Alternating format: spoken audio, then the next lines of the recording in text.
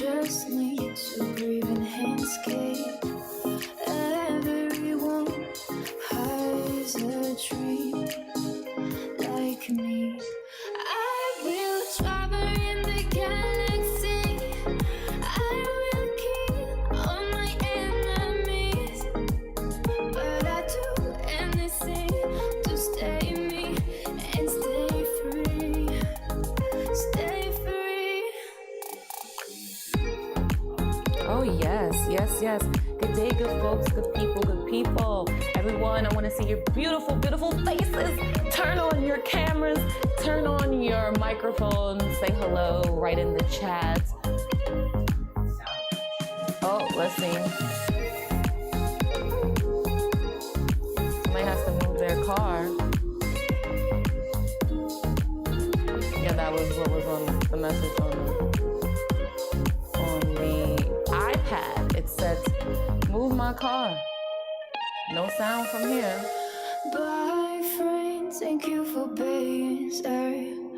You are in my heart forever. This is Remember, the life is hard.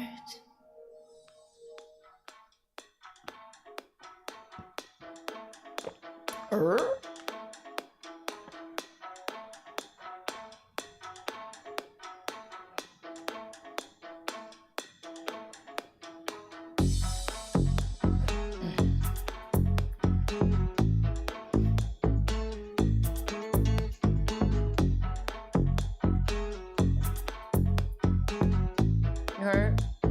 The sound effects still, they're not popping. Here I go, out to What? sea Where? again. The sunshine The middle fills console. my hair, and dreams and Flip the switch to up. On. goes No in the sound. sky, and Talk over. Should I click that one up too? no it feels Okay. unfair. Oh, that's behind the There's mixer. magic everywhere. No need to Let's see. That's on the right. and it's a wonderful, wonderful life. No need to Maybe it takes a minute. and Yeah. cry. It's a wonderful, wonderful So my question is, in terms of No volume, need to when I'm talking, if I want to keep the music playing throughout my lecture, how then should I just, like keep it, like manage the volume like this?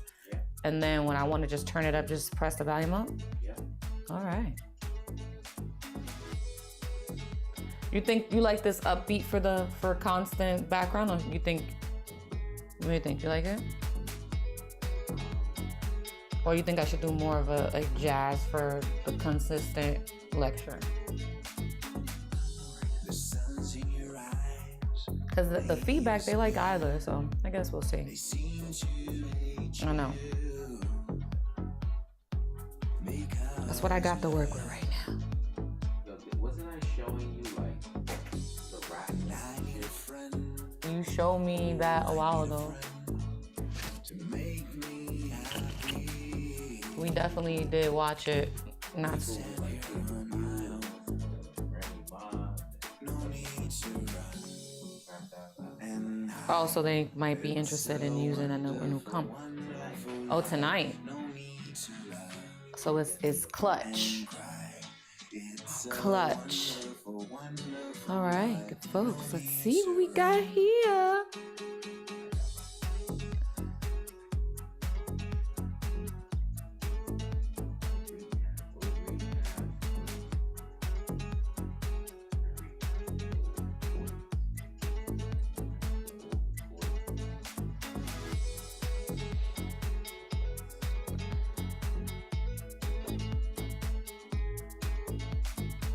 Yeah, change this.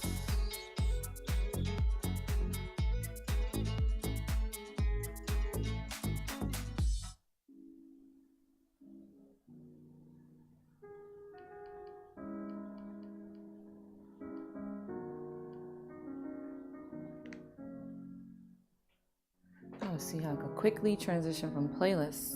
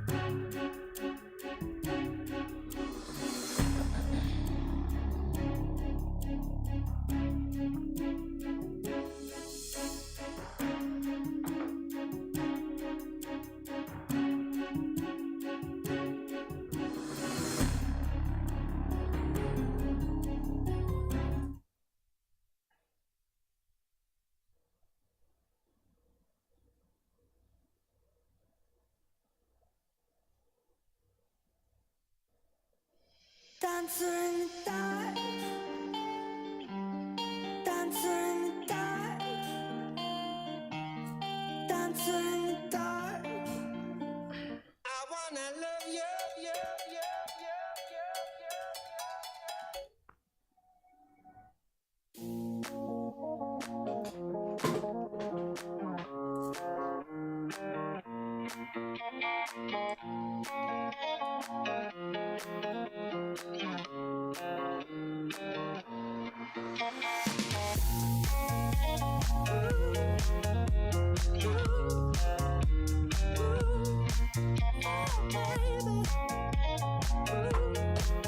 Yeah.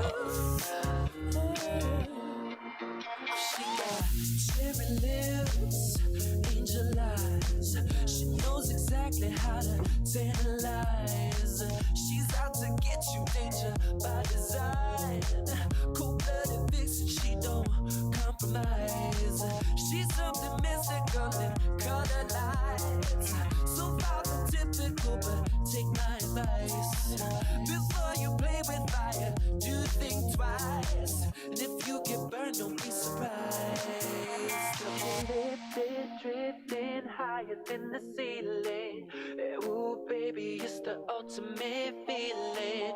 You got me lifted, feeling so gifted. Sugar, how you get so fly? Sugar, how you get so fly? Ooh, sugar, how you get so fly? Hey, sugar, sugar, how you get so fly? Ooh, sugar, how you get so fly?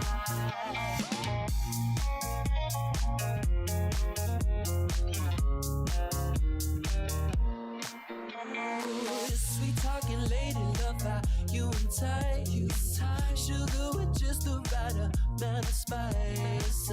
I'm in the loop and everyone's desire.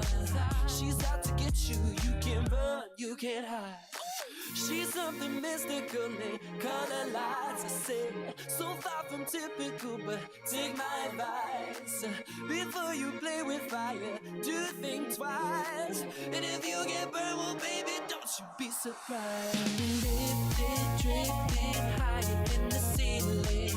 Ooh, baby, it's the ultimate feeling.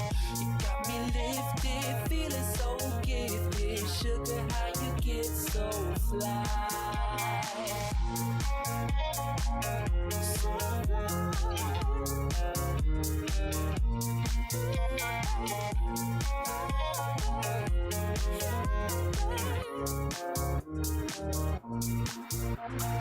sugar, how you get so fly?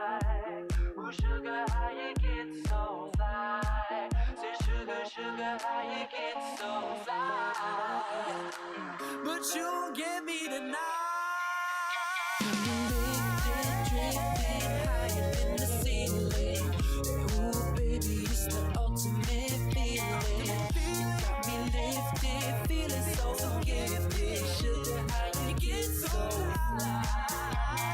Sugar, how you get so fly? Ooh, sugar, how you get so fly? Sugar, sugar, how you get so fly?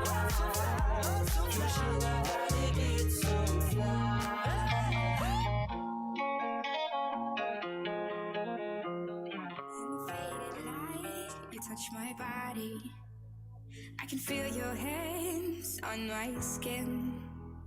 Think you got me right where you want me, but you're just in my way. I came to party on my own. Don't need nobody in my soul. I get down to the beat, I lose control. Yeah, oh, I go so low. Boy, you can cool it down, not here to fool around. Just wanna dance, dance, dance, dance, dance, dance. I know you want me, but I don't care, baby. Just wanna dance, dance, dance, dance, dance, dance.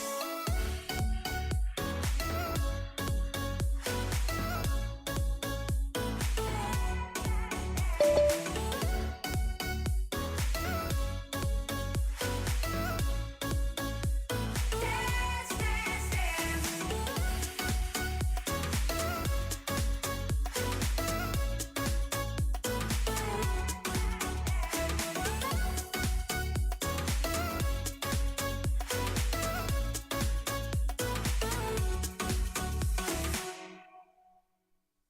In the shade of night, you're moving closer.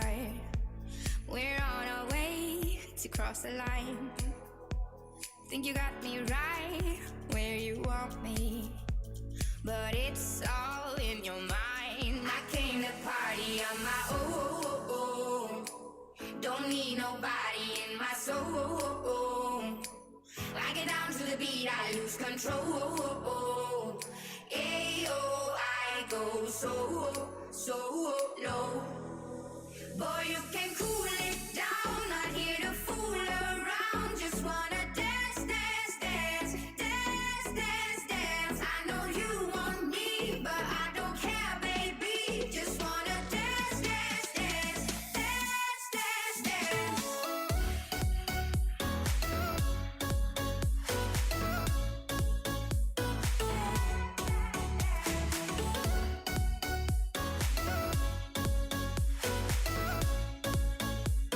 Dance, dance, dance.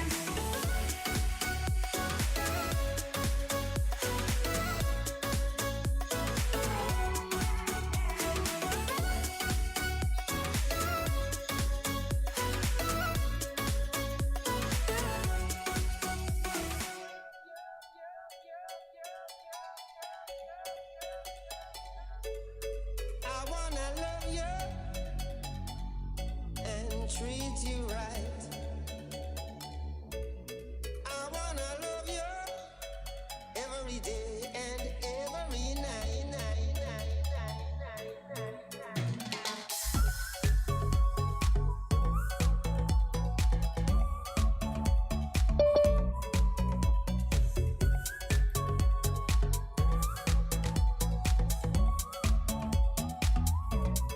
I wanna love you and treat you right. Check, check, check, check, check. Okay, Every day that's the hard part, and every night. because I can't hear the difference. We'll be together with the roof right over our heads. We'll share the shelter. Alright, shut up the music. Okay. Stop talking. Hello, hello, hello. Good day, great day. Hello, hello, hello. Great day to everyone. Oh my God, trying to do my energy check, making sure that my energy is translating well through the screen. Am I high energy, hyper, maybe? Oh, yeah. All right. Got to make sure that I'm giving energy. Yes. Are we awake? Oh, yes, we are. Are we here today? Oh, yes, we are. Can we do this? Oh, yes, we can. Oh, yes, we can. Elbows are minimally ashy. Minimally. Okay. Here we go. All right, all right, all right. Check, check, check, check, check, check. My mic sound nice. I can hear myself now. NCLEX review, welcome, welcome, welcome, welcome, and great day. Welcome and great day to everybody. I am your instructor, Nurse Tia, and welcome to NCLEX review. Today we will be discussing basic care and physiologic adaptation. Before we jump into today's lecture, it is importante that we go over some of the rules of play and some prompts and commands that you good folks will be asked to follow along with throughout the presentation. When you folks here, I want to make sure that everybody knows how to utilize the chat. And so when you hear, everyone should drop I can and I will in the chat. I can and I will in the chat. Copy paste it, and every time that you hear that, like that level. Okay. So every talking. All right. So every time that you guys hear that sound, make sure that you are hitting up the chat and you are entering I can and I will. Because guess what? You can. Is it? It's at like less than halfway. How about that? Hello, good folks. So when you hear this prompt sound, try to drop in the chat, I can and I will. I can and I will. You can. Do it. Do it. Awkward. Awkward. Whatever. So the music should be like this. At this level. Can I keep it consistently at this level until we do a break and then I turn it up a couple of notches? Should I not? This is decent. So it's good at this level to keep it in the background while I'm doing my lecture, or it should be lower? Yeah, this is good that you talk over it. All right, so I could actually change maybe the type of music because of the fact that this has words. Say that again? Because of the fact this music style has words, maybe I could change it to do like the jazz. Change the jazz. That's what it's playing now. Can you hear anything?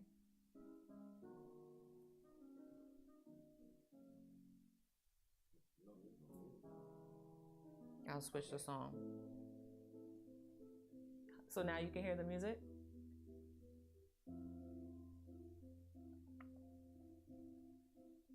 So yes.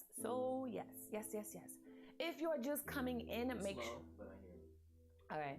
If you are just coming in, make sure that you are turning your cameras on. We want to see those beautiful smiling faces when we begin with today's program.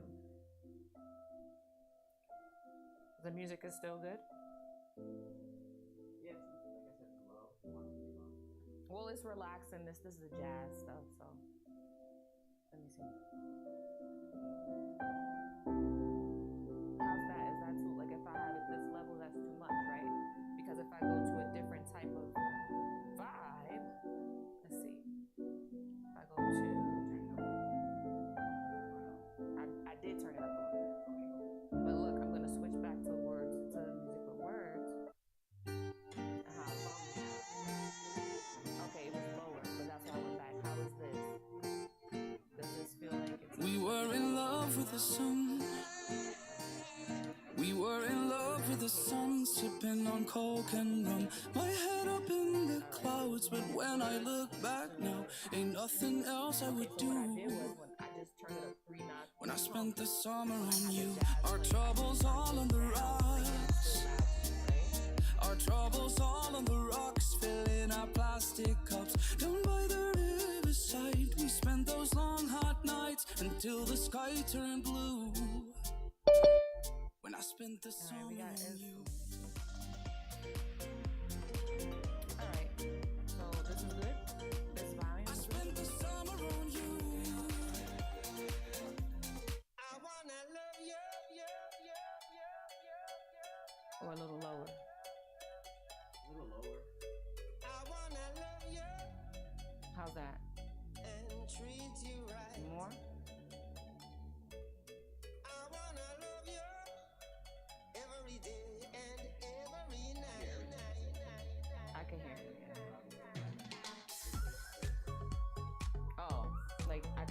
too? Okay.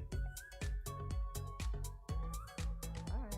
We have a light situation today. I said light. Yeah, sure.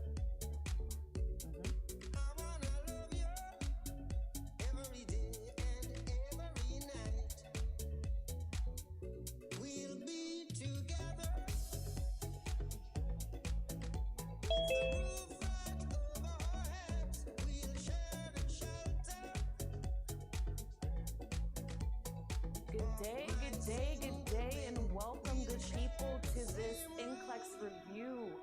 Welcome, good day. I'm going to give everybody a moment to turn on your cameras. If you are tuning in from your cell phone, you'll see a little camera icon in the bottom of your screen. You can press that to start your camera. If you are on a laptop, then you can press the camera icon on the bottom as well to start your camera. I'll give you a minute to tune in. Good to see you folks. Let's go. Welcome.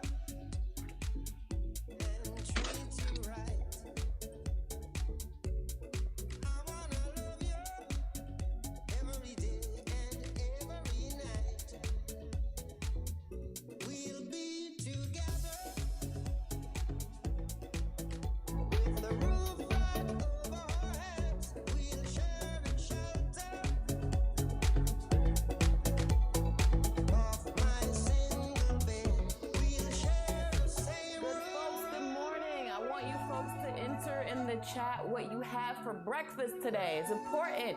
Put it in the chat. Let me know that you know how to use it. Let me know that you know where it is in the chat. Let me know what you have for breakfast this morning and get those cameras on. Good day. Welcome, Karen. Nice to see your beautiful face. Good day this morning. Let us know what you had for breakfast, where you guys tuning in from. Drop it in the chat. Let me know that you know how to use it.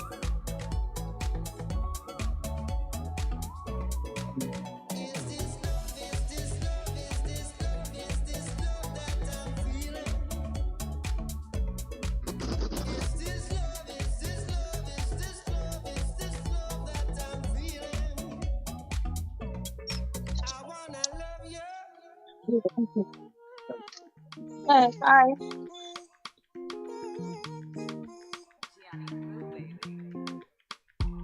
When I look into your eyes, I see something familiar. Oh yeah. The sensation in your eyes feels like it's drawing me nearer. Oh yeah. I never loved somebody like you. Somebody like you. Somebody like you. I never thought that I'd be chasing after you. Somebody like you. Somebody like you. Good day, folks. In the chat, just make sure you drop where you're tuning in from so we can begin. Again, if you're tuning in from your cell phones, on the bottom screen, on the left side, you just see a little camera icon. You can press that to turn on the camera. If you're on your laptop, you'll see a little camera icon at the bottom of your screen as well. You can press your camera to get going. Drop in the chat, let me know where you're coming from today, what you have for breakfast. I need to know that you good people know how to utilize the chat. Thumbs up if you can hear me. Thumbs up if you can hear me, okay? Somebody like you. Got it. Karen's on point this fine morning. Karen is on point. I never thought that I'd be chasing after you. Somebody like you. Somebody like you.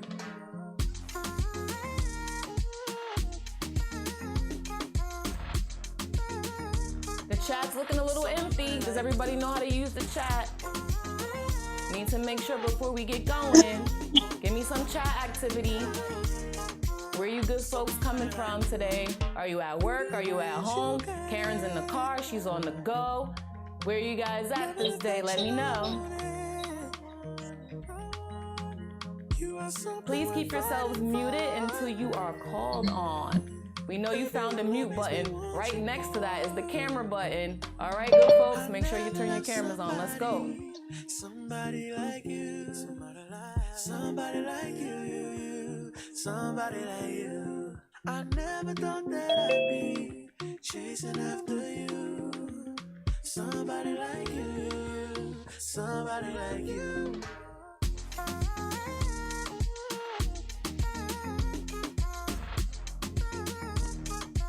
Somebody like you. Somebody like you.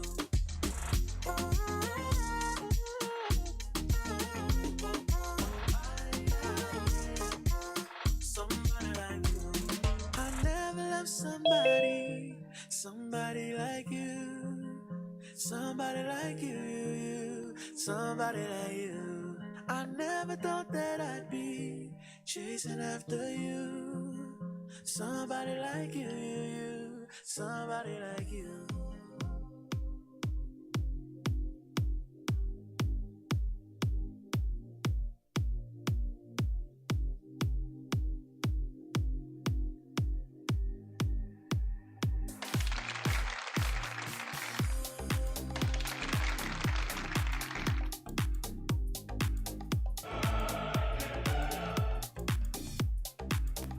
All right, good people. We got some sky views happening. I'm seeing some lovely faces. Everybody, welcome, welcome, welcome.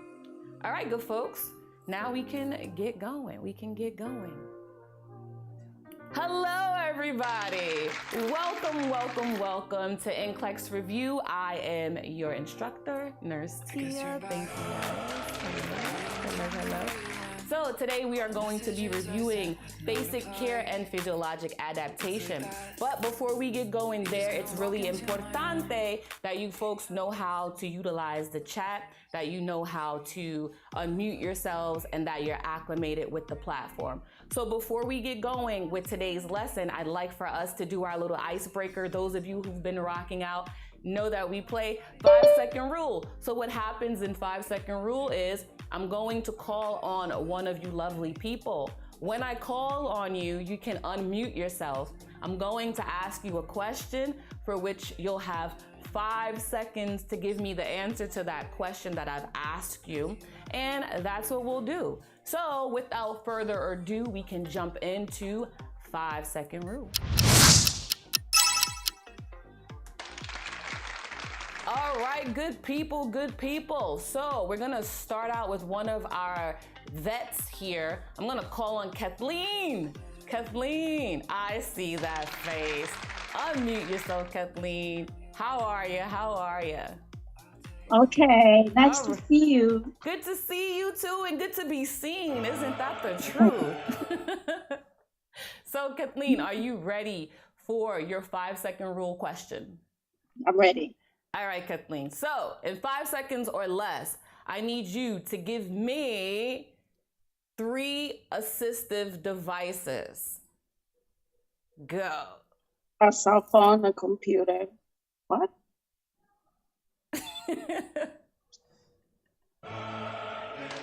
All right, you tried it. We got 2. We're trying to think medical. Let's keep it moving. In the chat, if you good folks have assistive devices to help Kathleen out, feel free to drop it in there, all right? We're moving on. Great job, Kathleen. All right, we got Melina laughing in the background, so let's go to Melina. How you doing? How's everybody? How's it going? I'm good. How are you doing? I'm fantastic. Thank you for asking. Look at you doing your morning stroll. Yeah, nice little walk. All right, Melina, are you ready for your 5-second rule question? Yes, I'm ready. All right, I need you to give me 2 excuses that a kid would give to get out of school. What are 2 excuses they'd give to get out of school? The kid doesn't want to be home. They probably want to go and play games or see friends. All right, we'll take it. That works. Thank you, Melina. No problem. All right, good folks. Who do we have next? Let's see who knows how to unmute themselves. Rose Dati, how are you? I'm good. How are you? I'm great. Thank you for asking. What'd you have for breakfast today? Yes. It's important. We gotta stay hydrated, and we have to make sure that we're getting our nutrition for the day. Right? Right. All right. So your 5-second rule question. Are you ready? I am. I need you to give me 2 interventions for a patient that is having shortness of breath. 2 interventions for a patient having shortness of breath. Okay. Oxygen. Mm-hmm. Also, that's the only one I have so far. Oh no! Oxygen. We still give That's you a what good popped in my chance. head. You tried it. So what we're gonna do is, thank you, Rose. So we're gonna take it to the gallery, okay? Gallery, Okay. help out Rose in the chat. I would like you good folks to give me 2 interventions that you would use to help a patient with shortness of breath in the chat. Let's go.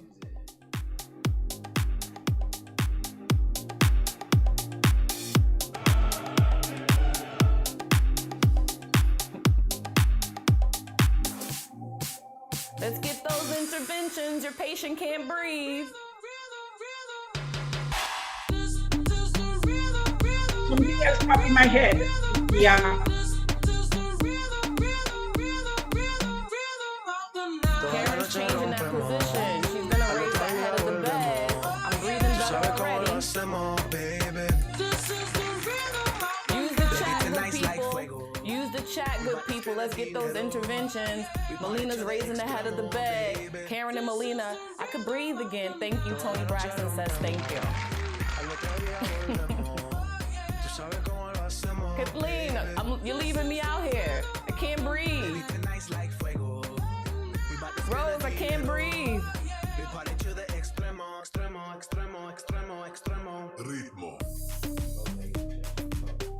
Rose, in the chat, I see your lips moving. I don't see those fingers moving. Let's get it. Okay, can you hear me? I can hear you, but I want to see your writing. Use that chat, lady. Use that chat. You can do it. You can do it. Kathleen, listen, she's telling us to calm down, chillax, okay? Because now you're getting worked up and you're making yourself short of breath. Sometimes that happens, Kathleen. Sometimes we get anxiety, but thank you. Breathing exercises, yes, calming me down. You folks are trying to zen us out. Good deal, good deal. All right, we're breathing better already.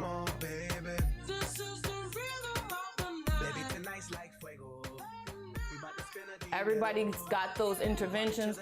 Dottie, I got my eye on you. I'm making sure that you know how to use the chat, all right, my good friend? No pressure, no pressure. There'll be other opportunities, okay? Good deal, good folks. We made it. We made it through.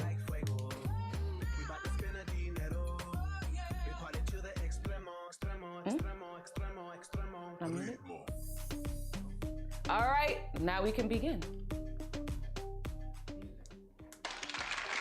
Everybody did a great job. I see the chat is moving. Thank you so much, okay? We're moving forward. So like I said, today we're gonna be doing an NCLEX review. We're going to be covering basic care and physiologic adaptation.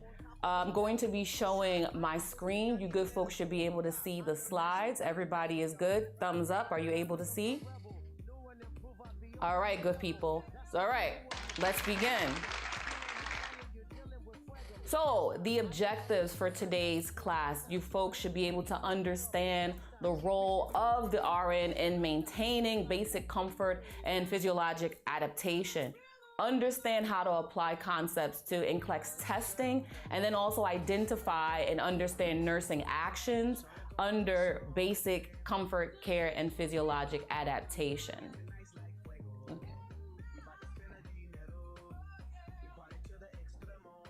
All right, good people. In a second, I'm gonna put up a question for you guys, all right? Hold on a second. I'm going to give you guys a minute because we're having a little bit of a technical difficulty. So hold tight. And I'm gonna ask you good folks in the chat, what do you think physiologic adaptation consists of? When you hear physiologic adaptation, What do you think that means as nurses? In the chat, let me know. Physiologic adaptation, how are you showing up with your nurse cap? Let's go. Somebody who loves me.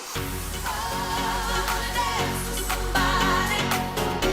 I wanna feel the heat with somebody. Yeah, I wanna dance with somebody. With somebody who loves me.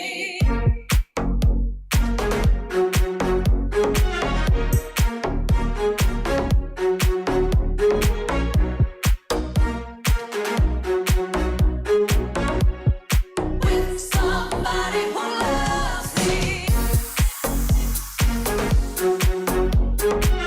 Physiologic adaptation, what does that mean to you good folks? In the chat, let us know. Welcome, welcome, welcome. New faces, welcome. With somebody who loves me.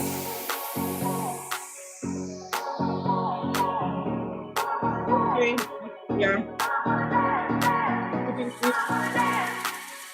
I'm gonna have to direct you to the chat, girlfriend. Somebody who Use this loves chat me. today. I wanna dance with somebody. Physical I wanna change feel the to heat promote with health and somebody. ADLs. Yeah, I wanna dance Karen's with on point somebody. today. With somebody who loves Karen says physical change is needed to promote health and ADLs. Karen, this is on point. This is on point, right? All right, good folks. Jumping in. We're gonna go straight to the gusto. First question of the day, okay? Yep. A cast is applied to a 9-month-old girl for the treatment of talpus equinovarus, which is club foot. Which of the following instructions is most essential for the nurse to give to the child's mother regarding her care? You guys see the options here? Put your answers in the chat. Is it 1, 2, 3, or 4? Keep yourselves muted, good folks, until you're called on, right? So again, let's read these options. Offer appropriate toys for her age, make frequent clinic visits for cast adjustment, provide an analgesic as needed, do circulatory checks of the casted extremity. What do you good folks think it is? What do you good folks think it is? Put your selections in the chat. Oh, you don't. You either stand or you fall. When your will is broken, when it slips from your hand, when there's no time for joking, there's a hole in the blade. Karen knows how to use the chat. Oh, you don't mean nothing at all to me. Melina's good on the chat. Karen's getting fancy on us. She said, I'll give you the selection and I'll tell you what it was talking about. Okay, girl. We're not mad. She's here for all the credit. Okay. All right, good folks. Everybody acclimated? Kadisha. I need to see some input on the chat. I'm on fire today, guys. I'm just letting you know. The jokes are on 100, okay? All right, we got all the answers. We got all the answers in. All right? You guys are on the right track this fine morning. This is the type of style.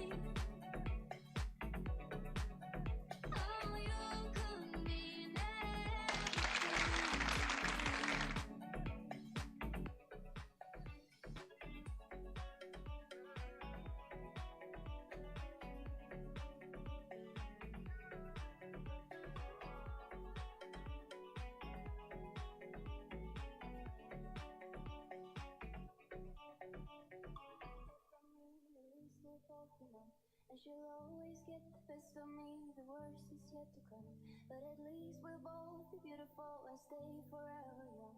This I know, yeah, this I know. She told me don't worry about it. She told me don't worry no more. We both know you can't go without. She told me you'll never be alone. I can't feel my face when I'm with you, but I love it. Oh, I love it. I can't feel my face when I'm with you, but I love it. Oh, I love it. It's and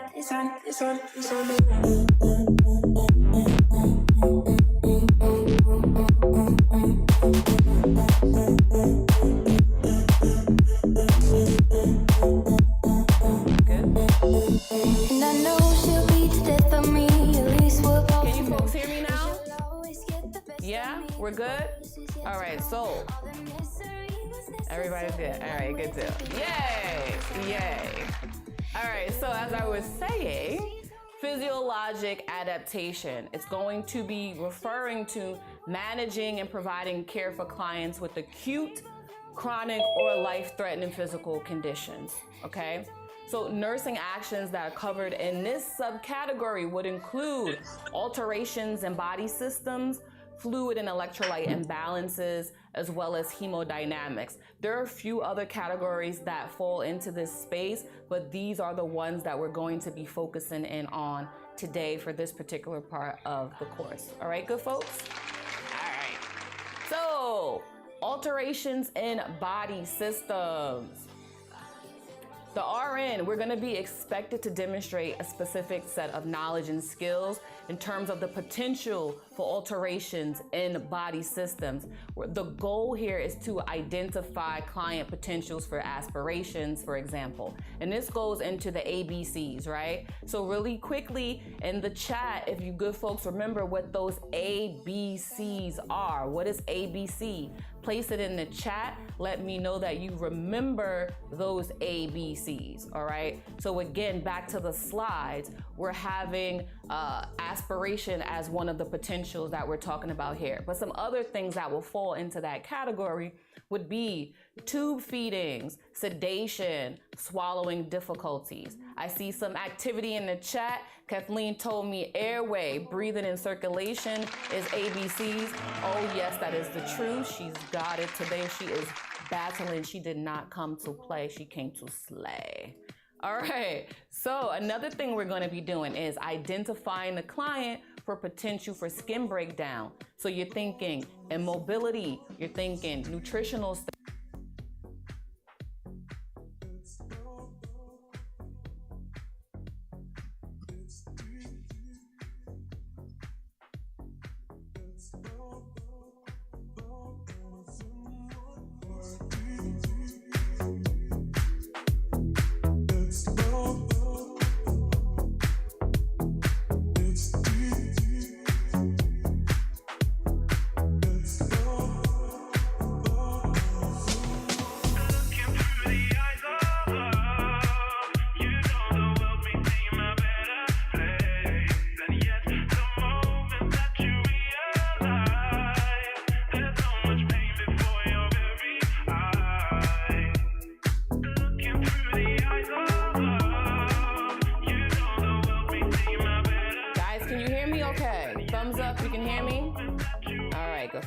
Thanks for bearing with me. All right, so we're gonna be identifying a client with increased risk for insufficient vascular perfusion. This is going to be immobilizations. You're thinking casting, traction, post-surgery, diabetes, all right? We're going to be educating the client on methods to prevent complications. These should be things associated with activity level, diagnosed illnesses or diseases. Example of this category would be contractures, any foot care with clients for diabetes, etc. And everybody, if you remember tape, if anybody remembers what tape is in terms of how to remember what the RN roles are, extra credit in that chat. You'll get a little MVP shout out, okay? So as I'm going through these things, I want you folks to kind of anchor in on what the role of the registered nurse is. The NCLEX is basically testing you to make sure that you understand what your role as a RN will be. Are you able to delegate? Are you able to critically think? Are you able to educate, et cetera, et cetera? So hopefully someone will be able to let us know what tape is in the chat and put everybody else on who is not up on it. I'll review it again just to make sure everybody understands that before we leave today. Anyway, I digress. We're going to be monitoring the client output. We're checking for any changes from the baseline. Remember, we're always doing our initial assessments because we need to establish a baseline.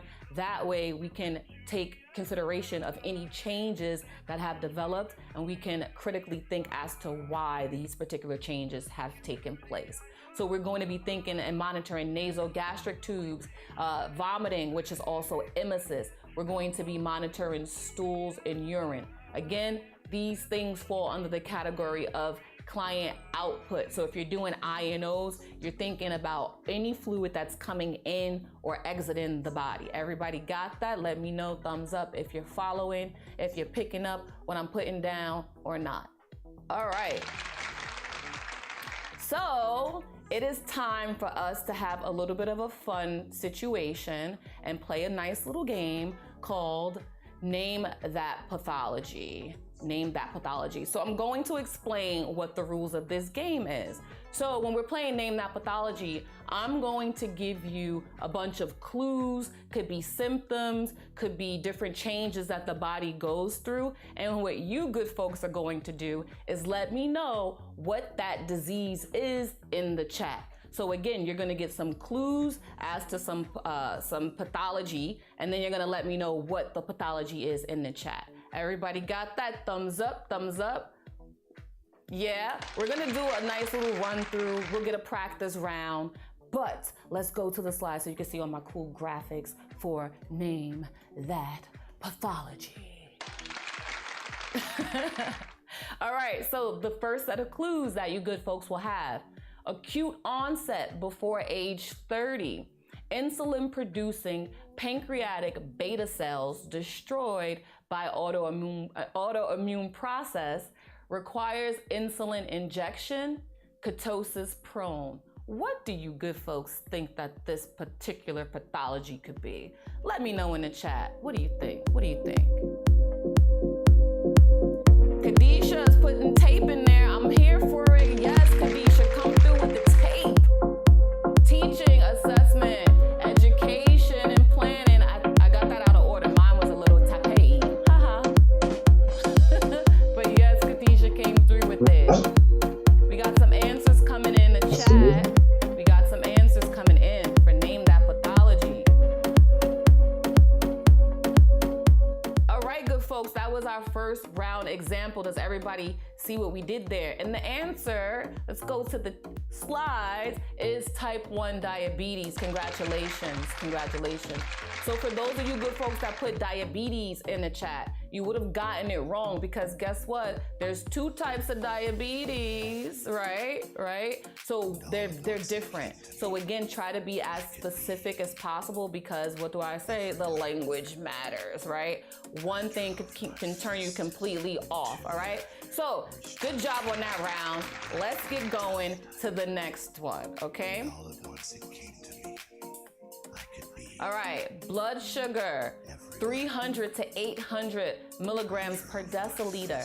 Headaches, drowsiness, weakness, stupor, coma, hypotension, tachycardia, skin gets warm and dry mucous membrane, elevated temperatures, polyuria, progressing to oliguria, polydipsia, polyphagia, and Kussmaul respirations. What is going on with this particular patient? Let us know in the chat.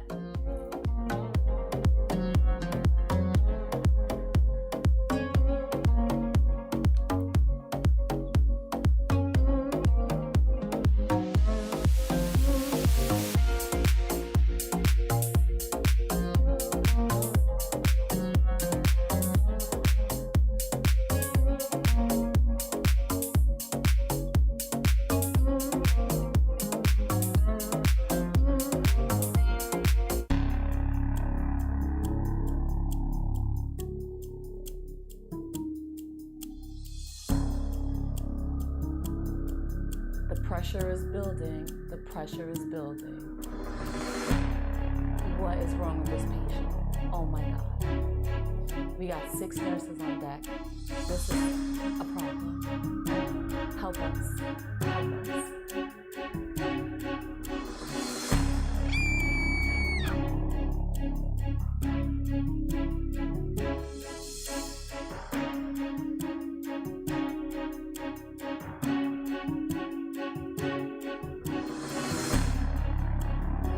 We got like 1 answer in the chat. Are you good folks stumped?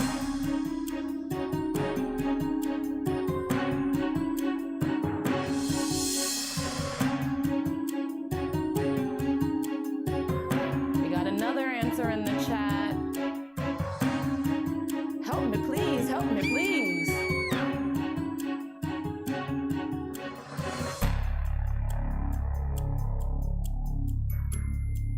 Does anyone need to phone a friend?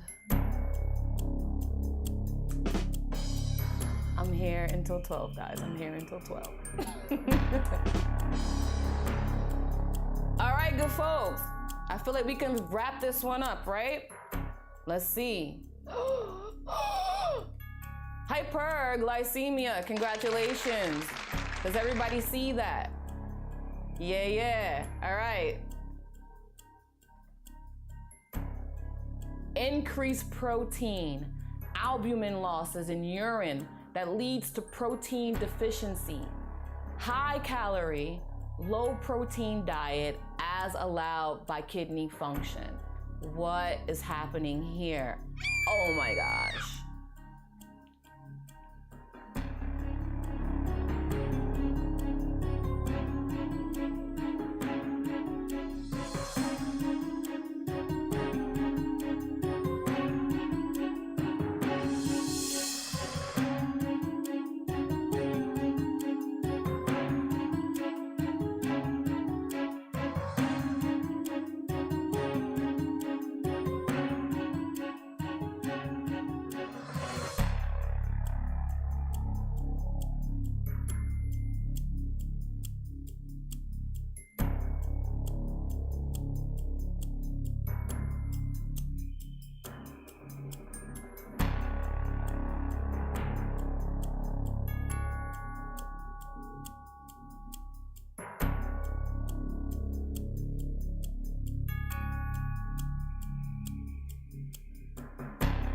We got an answer in the chat. We got 2 answers in the chat. They're coming in.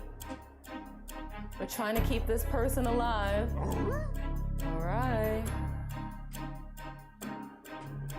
All right, good folks. Let's see. Acute renal failure. Yes, she lives. All right, we got another one though. Where? Good day. Please keep yourselves muted. We're giving out the next set of symptoms. Inflammation of stomach that may be acute or chronic. Uncomfortable feeling in the abdomen. Headache, anorexia, nausea, vomiting, possibly bloody, some hiccuping, NPO, and then a bland diet. This person will also likely be using antacids. Help me please. What is going on with this particular client? Name that pathology.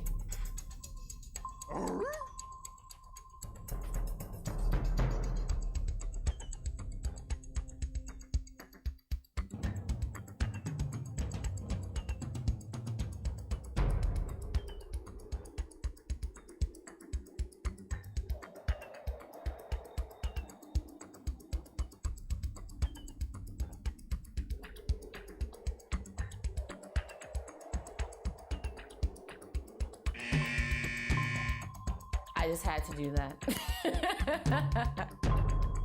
We got some answers happening. We got some answers flowing in.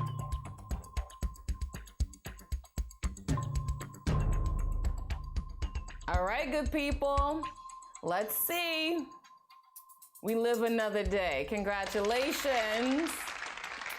It was gastritis. Gastritis. Remember that inflammation of the stomach. What do we know that the itis represents? Not us being sleepy after we ate. No. Inflammation, right? Inflammation. Good job, guys. All right, that was perfect. Name that pathology. So listen, we're gonna take a nice little fluid and electrolyte break. I want you good folks to get whatever beverage that you're drinking. Get a nice little snacky snack. Get your sugar levels where it needs to be. Get your hydration levels where it needs to be. Take about 5 minutes, and then when we come back, we will jump in to the rest of the program. But I wanna make sure that you good folks are hydrated and able to go to the bathroom and all that good stuff. All right. Food and electrolyte break.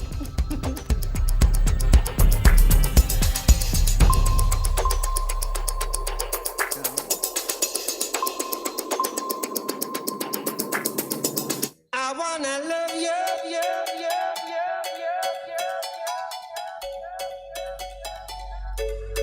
I wanna love you and treat you right.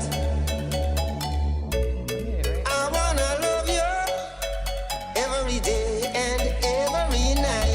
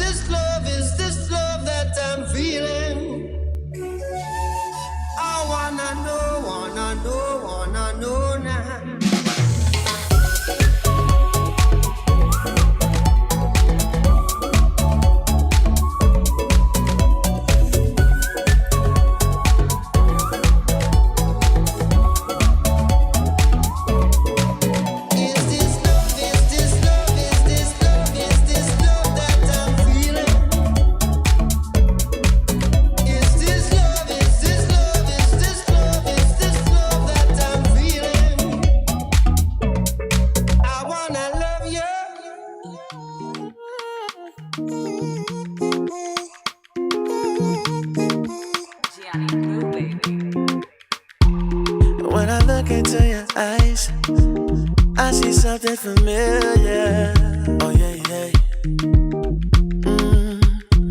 The sensation in your eyes feels like it's drawing me nearer. Oh yeah. I never loved somebody like you. Somebody like you. Somebody like you. I never thought that I'd be chasing after you. Somebody like you. Somebody like you.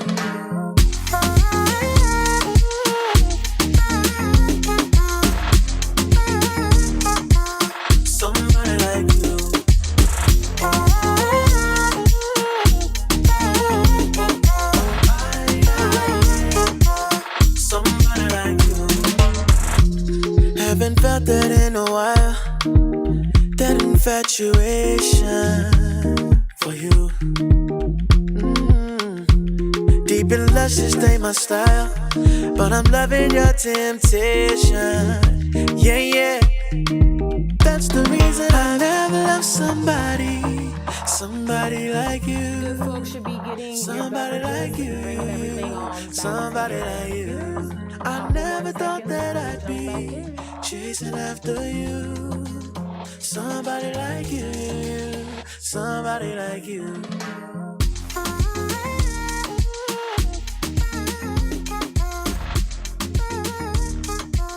Somebody like you.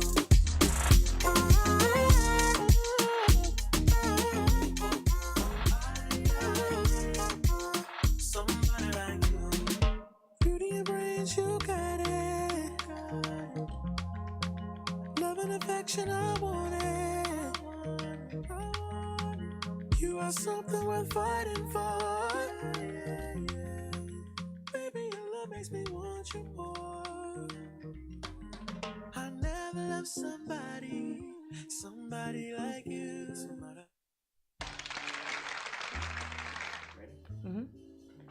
Hello and welcome back, good people. Hopefully everyone is nicely hydrated and relieved, ready to get going. All right.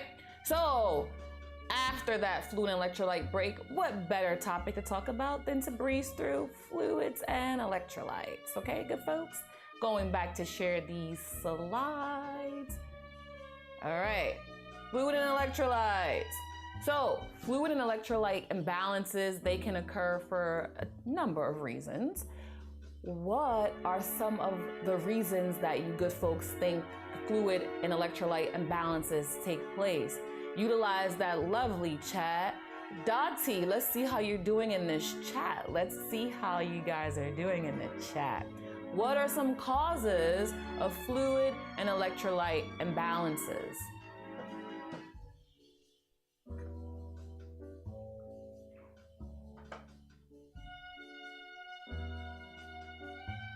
We got vomiting in the chat. That is correct. That is one of the major causes of fluid and electrolyte imbalances. Something else that I am looking for here. Oh yes, Kathleen. I love it. We got it. Vomiting, diarrhea, right? That's what we are pretty much looking for.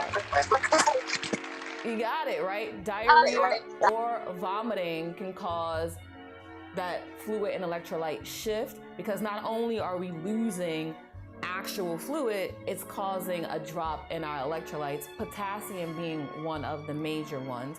Congratulations to you good folks. So what happens when a person becomes dehydrated, they also may have an elevation in their BUN and creatinine levels.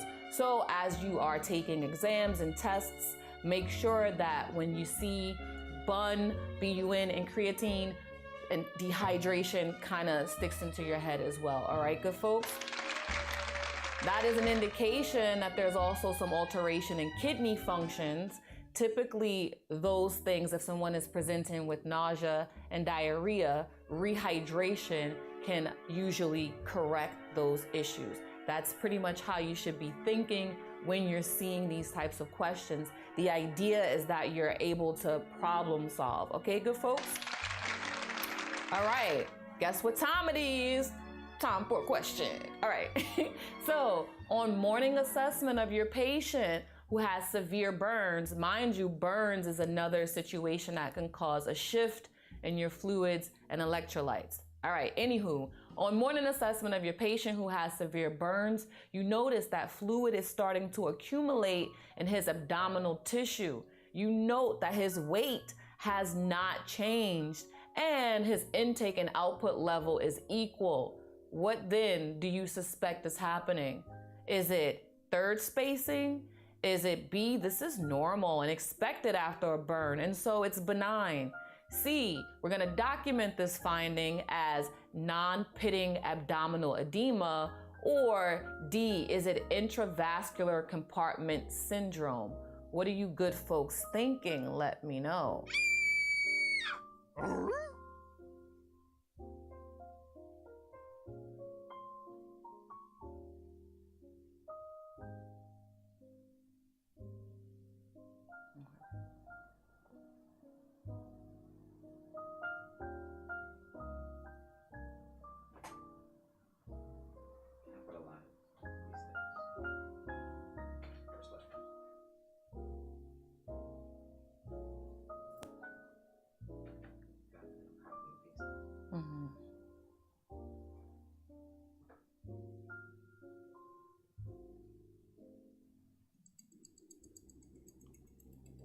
We got an answer in the chat. We've got our first answer. I like to see those pensive thinking faces. Yeah.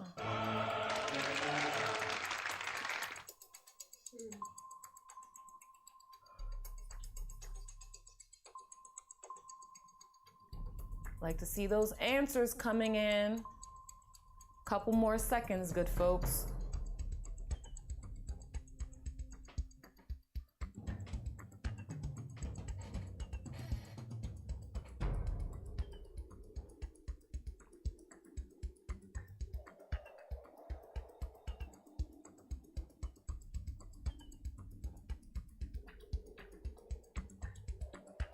What is the question asking you, good people? What stands out? What are those keys here? Couple more seconds.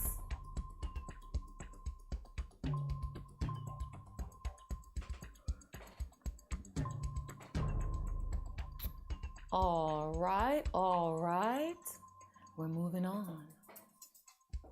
Third spacing. Good job to my good folk in the chat. Oh, ticker looks crazy. All right. Third spacing is what you would expect.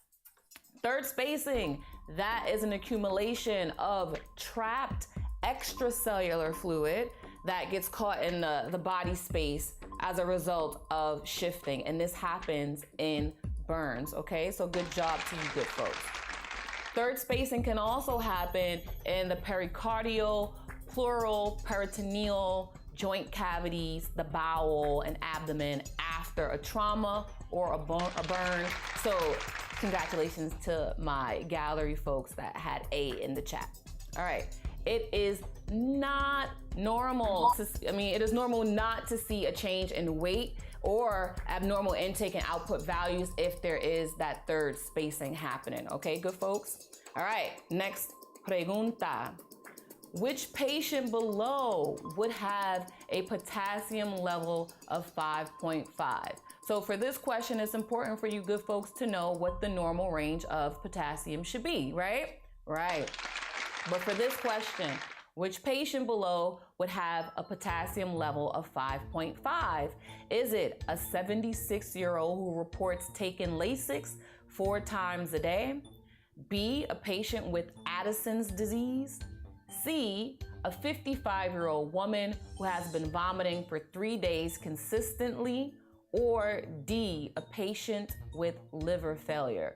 What are we thinking it would be? Which one of these things would have an effect on someone's potassium level?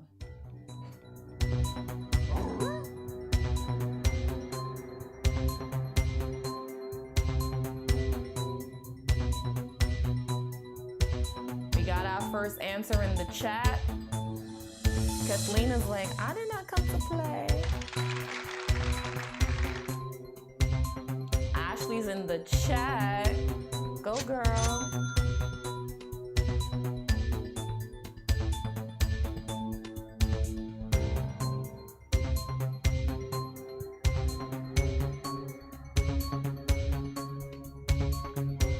What are we thinking, good folks? What are we thinking?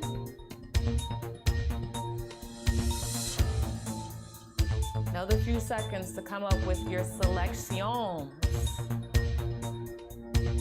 I love it.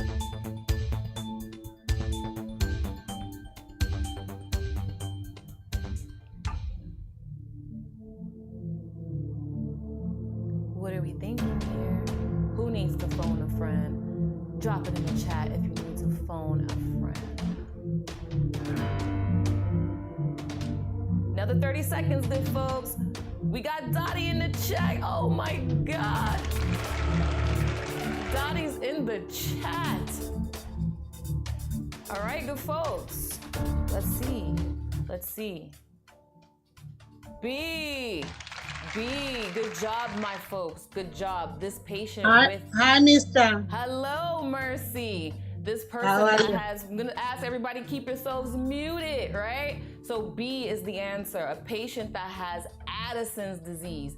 These particular clients will be the ones suffering from increased potassium levels because they already have adrenal insufficiency.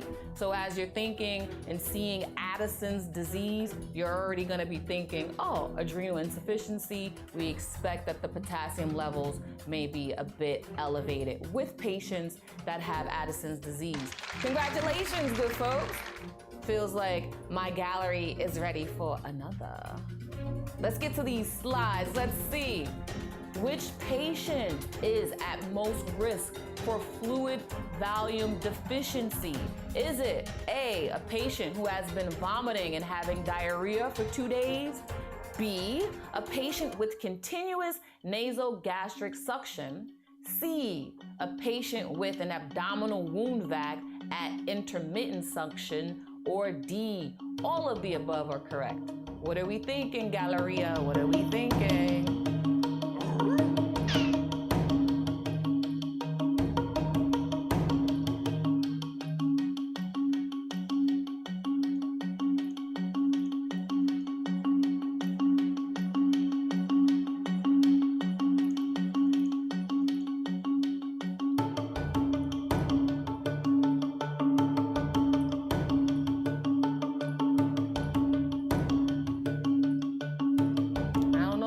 These questions make me thirsty. We got an answer in the chat. We got A in the chat. A for Ashley. Oh. What else we got happening? What else we got happening?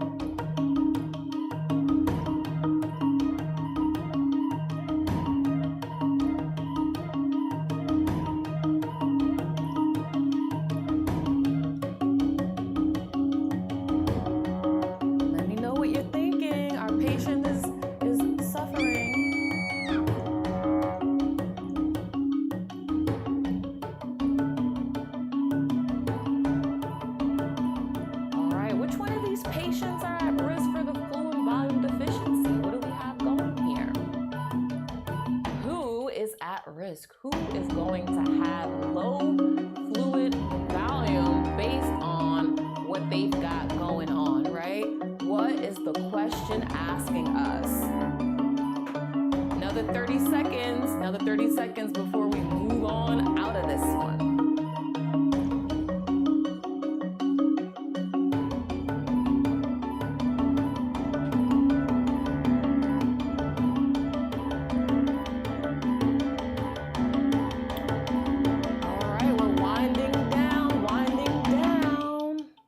Good folks ready to know what the answer is? Is the anticipation mounting? I see it on your faces. D! All of these good folks, they all are at risk of becoming fluid deficient, right? Everybody's losing fluid. Everybody. Does everybody see that now in the chat? Does everybody now see that? I know that the nausea and the vomiting, the diarrhea, that was like, oh, we know that that's happening. But again, everyone is experiencing some form of shifting in those examples. Don't close your minds. Don't close your minds. All right, good folks? All right, moving on to the next part of this section, hemodynamics. What are the keywords in there? What do you good folks think we're talking about in this particular section? Hemodynamics. Nursing caps on. I want to see in the chat. Let me know, let me know. Hemodynamics. What is hemo? Hemo would be what? What do you guys think hemo is talking about? If you're a hemophiliac, blood, thank you. Blood.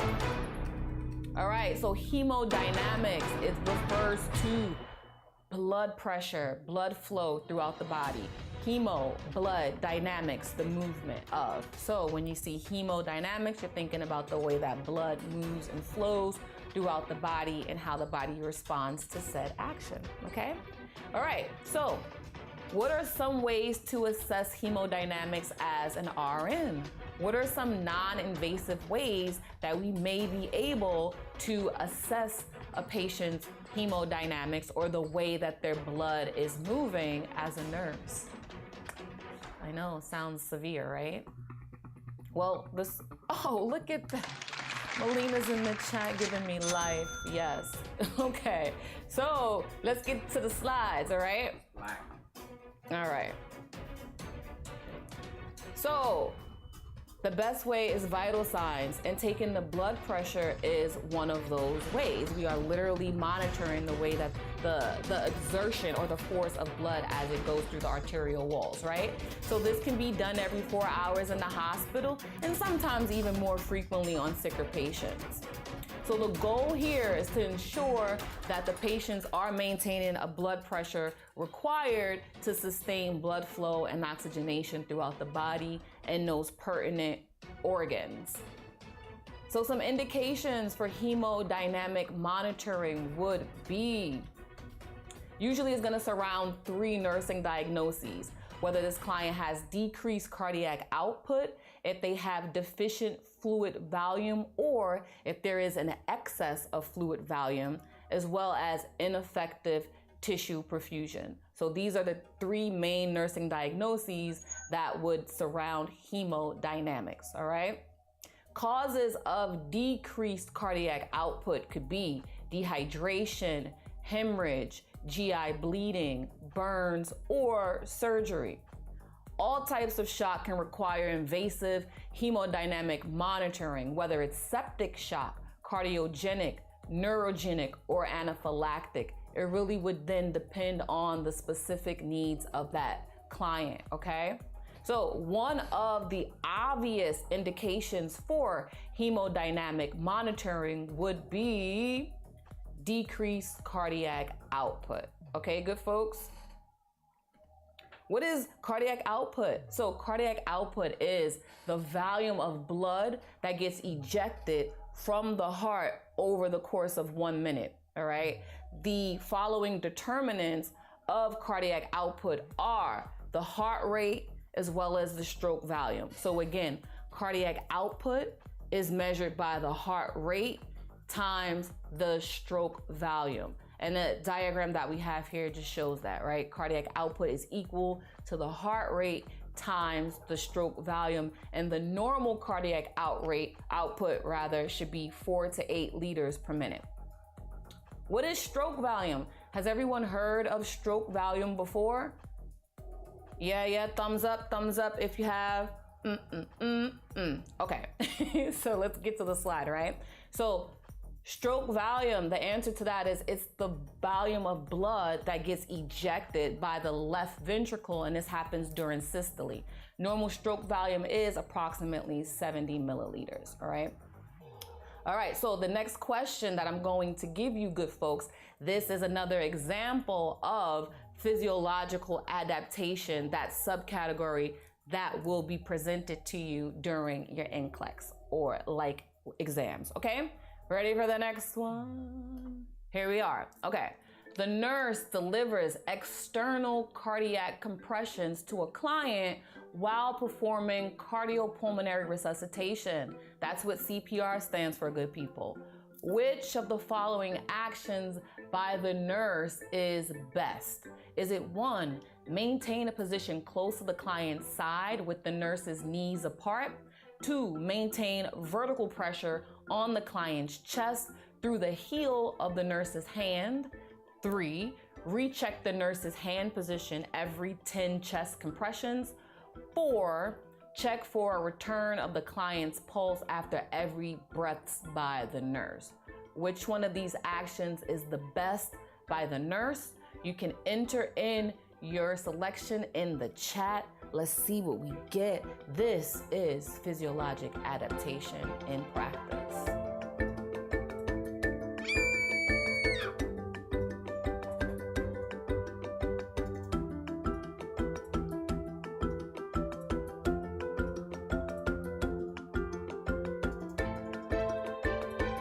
We've got some answers coming into the chat. What is the question asking, right? And we look at our selection options in relation to what the question is asking us, and we make the best determination. CPR, folks. The gallery will be judging. We'll know who and who we would not want to faint in front of. know you got your BLS, girl.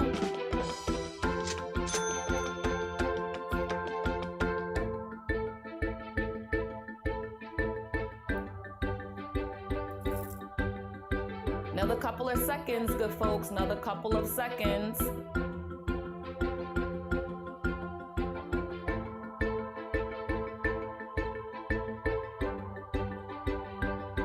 All right, and 10, 9, 8, 7, 6, 5, 4, 3, 2, 1. You got it. The correct answer is 2. We are maintaining vertical pressure on the client's chest through the heel of our hands as we do those compressions, good people, all right? When we're doing that, we want to make sure that our elbows should be locked. Arms are going to be straight with the shoulders directly over your hands. If we're applying incorrect pressure, it could cause injury to our clients, all right? We've heard about people that get the broken ribs and all that due to the chest compressions, all right? So yes, this is an example. Great job to you, good folks, but this is an example of physiologic adaptation and the types of questions that they would particularly ask you. So how then are you going to prepare for this test section? Well, you're going to review each body system. Make sure that you are aware of any interactions that can happen, okay? This is going to include complications and interventions. So you want to, again, make sure that you are aware of these different body systems. What are some of the common pathologies or disease processes that you think will come up?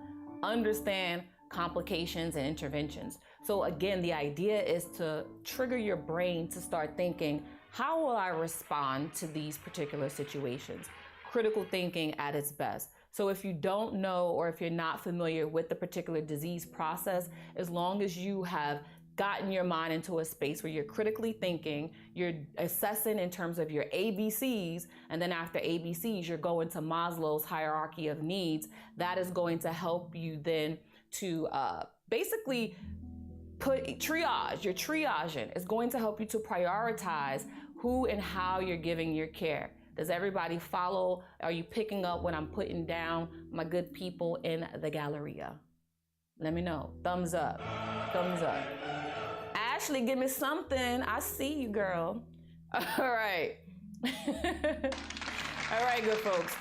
So another part of preparation is knowing what procedures, what devices, what nursing actions are going to be associated with each of these particular systems.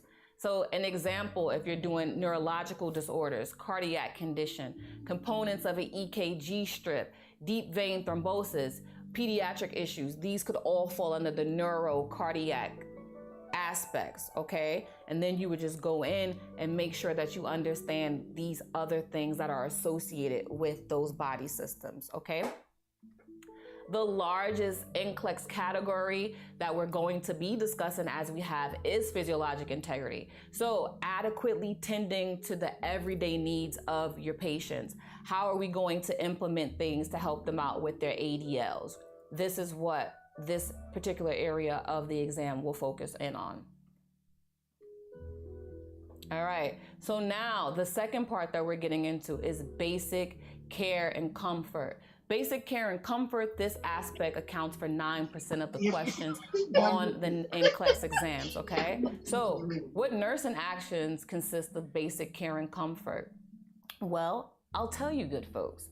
It involves gathering all of the information that's going to help you determine what kind of care your patient is going to need anyway, all right? An important part of this assessment is evaluating the patient's ambulatory status. So mobility is going to be a big part of this particular segment. Can they walk on their own? Do they use a cane or walker at home? If so, do they bring it to the hospital with them? So you're thinking safety, mobility, all these ADL things, all right, good folks? Be prepared to assist these patients. They're likely at risk for falling. The NCLEX exam wants to make sure that as a nurse, you're able to anticipate what the needs of your patients will be. If you have a patient that has an assistive device, this is something that you should be assessing for, right? If they're unsteady with their gait, what then are they at risk for? Falls, injury, etc. The goal is that you're able to put these pieces together. Everybody picking up what I'm putting down? Yep. All right. So other questions you're going to be asking: does this patient use any other assistive devices? Hearing aids, dentures. These are examples of assistive devices. Anything that you need to aid or help you with your activities of daily living. All right, good folks? Patients who are not ambulatory, or if they're semi-ambulatory, they're going to need help with positioning themselves in bed. You're going to be implementing interventions to prevent skin breakdowns, to prevent pressure ulcers. Again, you're training your mind to think about, how am I going to prevent any breakdowns? How am I going to prevent any falls? Prevention.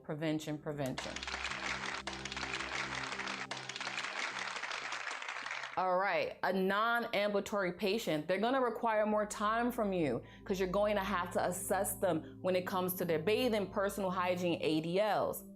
Skincare hygiene is going to be essential to making sure that these clients are not experiencing skin breakdowns.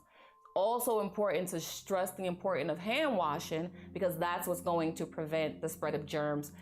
BC, which is before Corona, AC after Corona, and for as long as we live, right? We know hand washing is muy importante, right? Right. All right, nursing actions. Oh, I'm going too fast for my own good.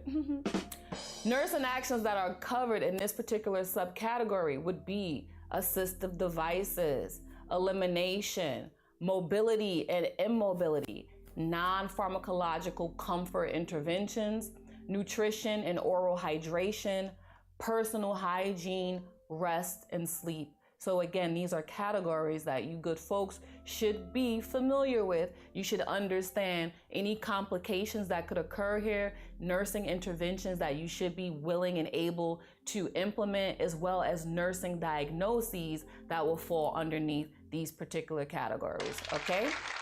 So let's dive in a little bit. Assistive devices. All right, so in this case, when it comes to assistive devices, we're going to be assessing the use of devices with our clients. We're going to be promoting the client's ability to compensate. So if they're having, let's say they use crutches or a cane, are they able to use their equipment effectively? So you may even have some questions on your exam that is asking you about re-demonstrating. If that is a question and you're teaching somebody something about a device, you always want to make sure that your client is able to demonstrate that they can use the device that you just educated them on, okay? So that may come up a lot as well. We're also going to be making sure that we can promote the ability to compensate. We're going to be managing the care of the client who uses assistive devices, whether that's a prosthetic. We need to make sure that we're educating them and that they can use this safely, okay? Evaluation of the proper use is important. So again, I can't stress this enough. When you good folks are seeing any questions that are dealing with assistive devices, you should be checking to make sure that your client, that your tape, right? You're teaching your client how to use these particular devices. You're going to be assessing whether or not they're able to do so effectively, making plans to implement any other education as needed, or planning for whatever it is that they're presenting. You're making plans, and then you're evaluating whether or not all those interventions have worked for that client. Yay? Yay? You here? Everybody's still awake? We're still going? Okay. Back to the slide. So now we're going to go into elimination. When it comes down to elimination, we're going to be assessing and managing the client that has alterations in their urination or elimination. That could be bowel, urinary, whether they have a Foley catheter. What are some alterations that a person may have in their elimination? In the chat, let me know, what are some things that will fall under alteration of elimination? I just gave you an example, a Foley catheter, for example, right? That would be an alteration and elimination. That's a device that a client will have to use. That is something that would take you planning, implementing some interventions for. So let me know, what are some other ways that a client will be able to eliminate, whether it's fecal matter or whether it's urine. Let me know. Let me know. What do you good folks have? Example, we had a Foley catheter. What are some other ways that people could eliminate their wastes?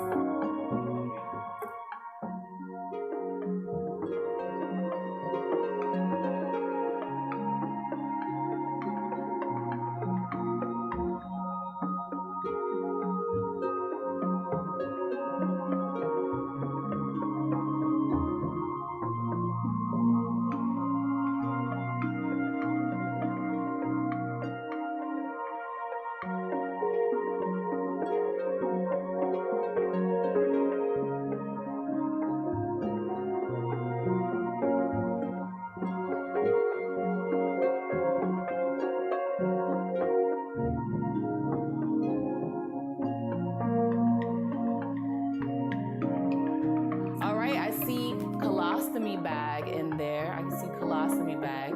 That is an alteration, right? Ileostomy bag, exactly. So these are things that will fall underneath that basic care aspect, right? So these are things that you should be thinking about. How is it that I'm going to care for the client that has an alteration in their elimination? Yes, we're thinking about doing Foley care, colostomy care, et cetera, et cetera. Great job, great job. All right, so we're also going to be providing alternate measures to promote a client's voiding or their toileting schedule. So that would just be exactly what it says, making sure that we are timing and having plans in place to facilitate the ideal elimination schedule. So sometimes your clients may have incontinence, stress incontinence, etc. But you're going to be coming up with a plan to help them to get back into the normalcy of elimination. Everybody picking up what I'm putting down? I hope so. Okay. So we're going to be recording output. We're evaluating what the ability is for this client to have their elimination. If their elimination is maintained or it's been restored, these are things that we're going to be keeping track of. Okay, good folks? Our next subset here would be mobility as well as immobility. All right, so in this case, we're going to be asked to recognize immobility complications. What do you good folks think are some complications of immobility? In the chat, as nurses, what are some of the things you're going to be keeping your eyes peeled for when you have a client that is immobile?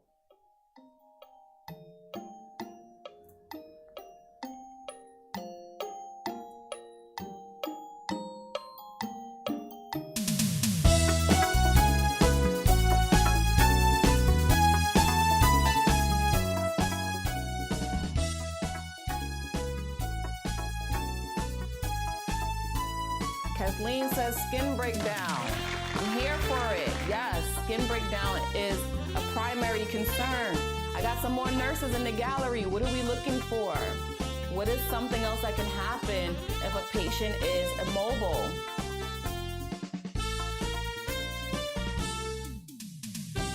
Well, they're not moving, so we're not really that worried about falls, but injury is in there. I'll give you credit for that. I'll give you fall risk credit.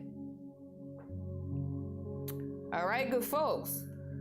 We're gonna be looking for risk for impaired skin integrity. We're looking for breakdowns, contractures, risk for injury. These are things that these particular immobilized patients would be at risk for. We're going to then assess the range of motion. We need to assess their mobility. How much are they able to move? Are they able to turn themselves slightly, make position changes in bed? Or do they require us to do everything for them in order to have any type of movement? What's their strength? What's their gait like? Are they steady, unsteady? What are their motor skills? We're going to be assessing skin. We're going to be initiating nursing care measures because we want to maintain their skin integrity. We want to prevent skin breakdown. That is importante for our immobilized clients. Okay, good folks? We're going to use our knowledge of psychomotor skills while we are providing care for our immobile clients. That may mean we have to do some passive range of motion, right? We're going to be making sure that we know what we need to do to help our clients get to where they need to be. That means applying, maintaining, and removing any orthopedic devices, as well as devices used to promote venous return. We're going to be doing that, so we need to be familiar with those equipments. Educating the client about repositioning techniques. This is going to be clutch and ideal because, again, we want to make sure that these immobilized clients do not incur skin breakdowns or pressure ulcers. And we know that turning and repositioning every 2 hours is key for that. Maintain the client's correct body alignment, positioning, positioning, positioning. So make sure that you're familiar with different positions, fowlers, prone, semi-fowlers, all of those. Make sure you understand positioning and what the medical terminology for these different positions are, okay? The last thing you want to do is have a question that asks you about some type of abdominal surgery and you're saying, oh yeah, we'll put the client prone post-operatively, right? That's not what we want to do because we know that prone position means what? In the chat, extra credit MVP player of the evening, of the morning award goes to the person who tells me in the chat, oh, Barbara was with it. Barbara's like, man, stop all that talk. Prone is face down on the belly. Barbara has come for you ladies, for your MVP status. She said, I did not come to play, face mask and everything. All right, so we're going to be implementing interventions to promote circulation. Think those things, okay? So we're doing mobility and mobility. Evaluate the client's response to your interventions. If you are implying or imparting interventions and you don't have any evaluation, how then are you going to know that what you're doing is effective? You need to make sure that as you are care planning, that you have timed evaluations, that you can come back and say, okay, this person was supposed to do XYZ by this date. Was that done? Yes or no, right? Timed and measurable for yourself. The goal here is to reduce any complications of immobility. All right, good folks? Everybody will be comfortable and not get stumped when you see a mobility question come up on NCLEX or any other exam. Let me know. I need to see some thumbs up that you good folks are confident about how to deal with mobility versus immobility. Melina came by, just dropped me that thumb. I saw you, girl. I saw you, girl. I'm here for it. All right, good folks. Next section. Let us go to those non-pharmacological comfort interventions.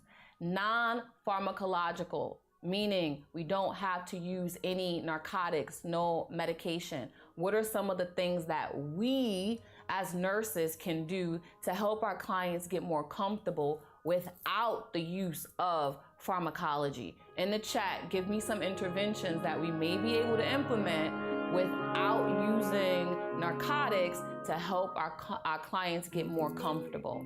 Yes, we got back rubs, we got meditation, we got repositioning. Yes, yes, yes. What else you good folks got? Non-pharmacological comfort interventions. I like the way you good folks are thinking. What types of therapeutic treatments, Ashley? What exactly will we be doing? Linda says we're gonna try some pursed lip breathing. That is going to help us with the relaxation. Yes. I love it. Music. I love that too. Because you good folks know I like a good tune in my life. I like a good tune. Right, massages, music, breathing. These are all wonderful non-pharmacological comfort interventions. All right, let's look at these slides. You like that? Oh. All right, so we're gonna be assessing the client's need for any complementary alternative medicines. Palliative care. Everybody know what palliative care is? In the chat, let me know. Symptom management, non-curative treatments. That's something else. Non-curative treatments, just like what it says. We're not trying to cure the situation. It's really just about comfort measures for this particular client at that time, or any other appropriate therapies. We're going to be assessing and evaluating these clients to see what their needs are. The RN is going to be assessing the client's pain level as well as their needs for pain management. We're going to be identifying any changes in the client's perception as well as their response to pain. Some of the things that we may incur at this particular stage could be patients that are now becoming resistant to the medications. You could have clients that are like, oh, at this point, nothing helps. You know, you might be dealing with some psychosocial things. But again, we have to be on point and know when to implement certain things based off of what our clients are telling us, all right? So assessment is very important here. We're going to be applying our personal knowledge of whatever the pathology is that our clients are enduring. And then once we determine what that is, we're going to start implementing our own comfort measures for our clients rather, okay? But we need feedback from them in order to know what we're doing is effective.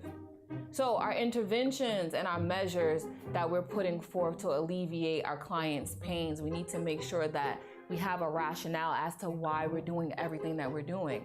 Is this in alignment with what the client says that they want for their own pain management? Are we adhering to our client's wishes? Are we just doing what we want to do? So what we're going to be doing is integrating alternative as well as complementary therapies into the client's plan of care. And that could be that the client is on some long-acting or standing narcotic, but in between, maybe we're telling them that they could do some massages. Maybe they could have some type of hydrotherapy, some meditation, all these different complementary therapies that we can implement together with the pharmacological therapies as well. Everybody picking up what I'm putting down? Let me know. All right, okay. All right, so we're also going to be identifying complementary therapies as well as potential contraindications. It is highly important that during our assessments, we are making sure that we are asking our clients, what are they doing if it's anything other than what the doctor has ordered? Are you taking any other medications? Those things will come up, okay? And we need to make sure that we are picking options that state that we're assessing the full scope of what our clients are doing for their own wellness at home, okay? So we're gonna be assessing what medications they're taking. Are there any interactions with these alternative medications? Sometimes we don't know. The physician should be aware of any alternative medicines that a client is using while they're under the care of that physician. That may come up a few times on your exams, but again, common sense, yes, the physician should be aware of what's happening, okay? Everybody picking it up? Yes, yes. Let's keep moving. We're going to be educating. We know that the E in TAPE is in reference to education. TAPE, again, is just an acronym that we use to understand what the role of the RN is in triaging, right? What are the roles? What are we supposed to be doing? When you see anything that has to do with teaching, anything that has to do with assessing, planning, or education, know that that is an RN task. That is not something that a LPN should be doing. It is not something that a UAP should be doing. It is something very specific to the RN, and I want you good folks to make sure that you keep in mind teaching, assessing, planning, education. Everything that has to do with that is your responsibility. Okay, good folks? All right, so yes, educating the client regarding what their options are. Palliative care, that might be, hey, you don't want to get chemotherapy or radiation anymore. You would prefer to just have quality of life. You don't care about anything else. You just want to have a good life. Palliative care, client can go home, be treated however they want.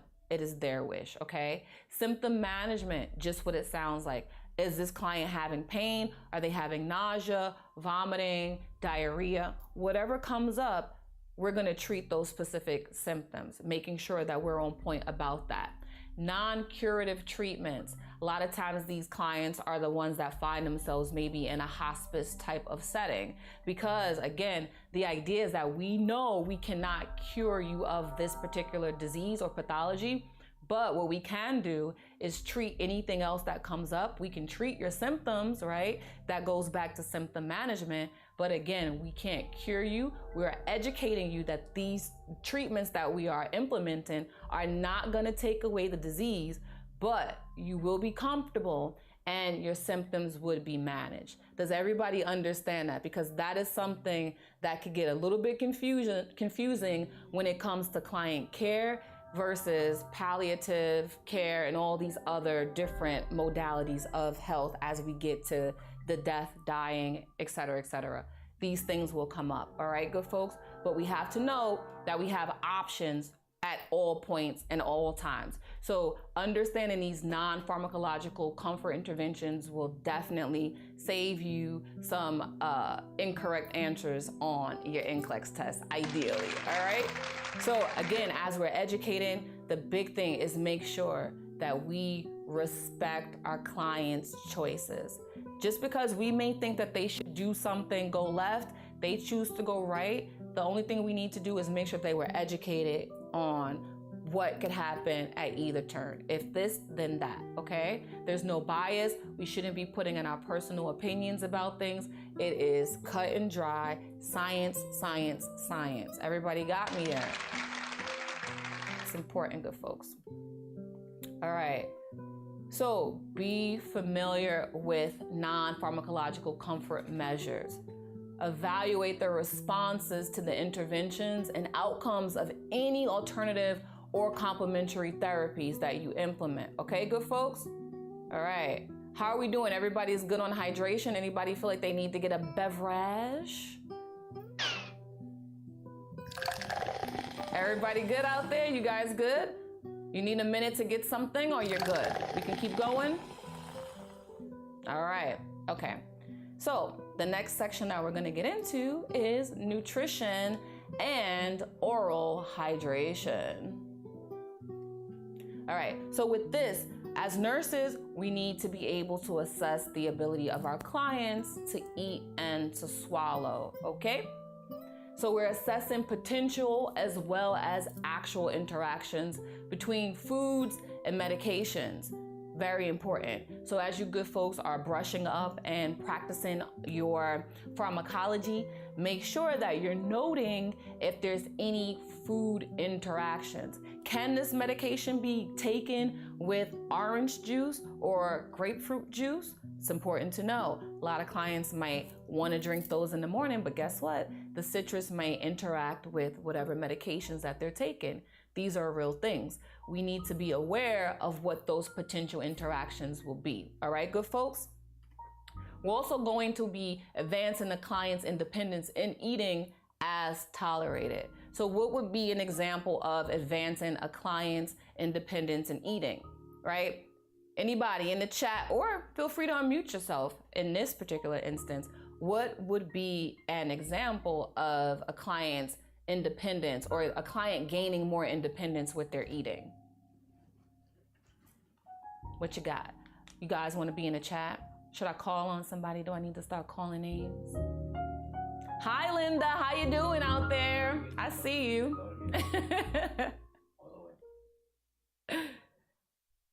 All right, look, think about it. If a client maybe had a stroke, right? And maybe they had some weakness on one side, on their dominant side, and then they weren't able to lift the spoon or the fork how they were. But you've been doing some interventions with them.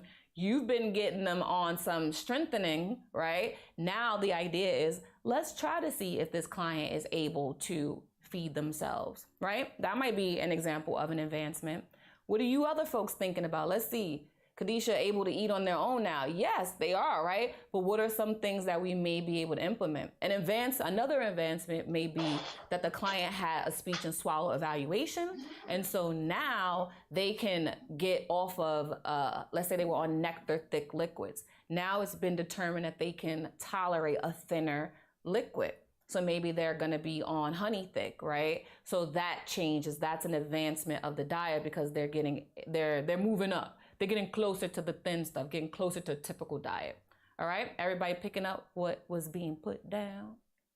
All right, let's get back into these slides. All right, so we're going to be considering and managing nutritional requirements. That's intake, dietary restrictions, body mass index, BMI, okay? Nutritional supplements, any special diets or calorie counts. Those things would be noted. What are some different diets that could be ordered? What are some different diets that could be ordered by a physician. In the chat, let me know different diets. Karen said diabetic, teach him to the last one, but we can have a diabetic diet. I'm gonna take a page out of that, all right? So that's a different diet that could be ordered for someone, all right? MPO is a different kind of diet. Let me get some examples in the chat. What kind of diets? Puree diet. We got a cardiac diet. Right, puree, that's more, we're thinking about the consistency, right? The consistency, these particular clients may have swallowing difficulty. Thickened liquids, these folks can't drink regular thin liquids. They would potentially aspirate, right? So again, these are diets for people that have issues with the consistency. Then we have Kathleen who said cardiac diet. And then I also gave an example of a diabetic diet. Karen said renal diet. So now these are diets that are more specific to the client's pathology. Everybody see that, right? There's some things that are happening internally, so we have to manage the way that they eat for their organs in that particular way, versus the consistency that has an issue with swallowing, right? So you guys see the differences in those two things? Because you could have a puree diet and be eating anything that you could eat in your typical setting. It just means you couldn't chew or drink, right? Versus, oh, now I got some issues with my kidneys. I got to change up the way I'm eating altogether, so the types of food that I'm eating is changed. Everybody see that? One option is consistency. The other option is the complete types of food that we're eating. So we need to be mindful of those things. Good job, good job, good job. All right. Another thing that we're going to be doing in regards to nutrition and oral hydration is, as RNs, we're going to be the ones that are going to be delivering nutrition, and it could be through different modalities. I just noted a feeding tube here, but again, as RNs, we can give TPN, PPN, all those good things, but we are responsible for delivering nutrition. We're going to be evaluating the side effects of the client tube feeding, and we're going to be implementing interventions as we need to. Again, we're evaluating. We're not doing any implementations or interventions that we are not then checking in on. So don't forget that. That will come up. You need to be able to evaluate whatever interventions you're putting into place, okay? All right, back to the slides. We're gonna be monitoring hydration status by INOs. What are some things that you good folks know to be on that INO sheet? Everybody should be a little bit familiar with them at this point, right? Intake, output. What goes into intake? What were some of those things that we would be looking for as RNs? Not as LPNs, not as UAP, as RNs. When it comes to intake, what are some things that we would be noting on our client's INO chart for intake? Yeah, Barbara says fluids. Yes, what types of fluids? What types of things are we noting as intake? We're measuring the fluid. Yeah, we need to know the amount, but what types of things?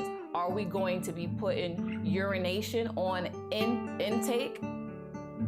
No, right? What are we putting in? What are some of the things that we would be noting on the input? Yes, Dottie says water, coffee, juice, right? Whatever the client has been taking in orally, we're going to be putting that there. But what else? As RNs, what else? IV, thank you. Yes, IV fluid. If there's any feeding tubes, we're putting in that as well. That all counts. It's coming in, right?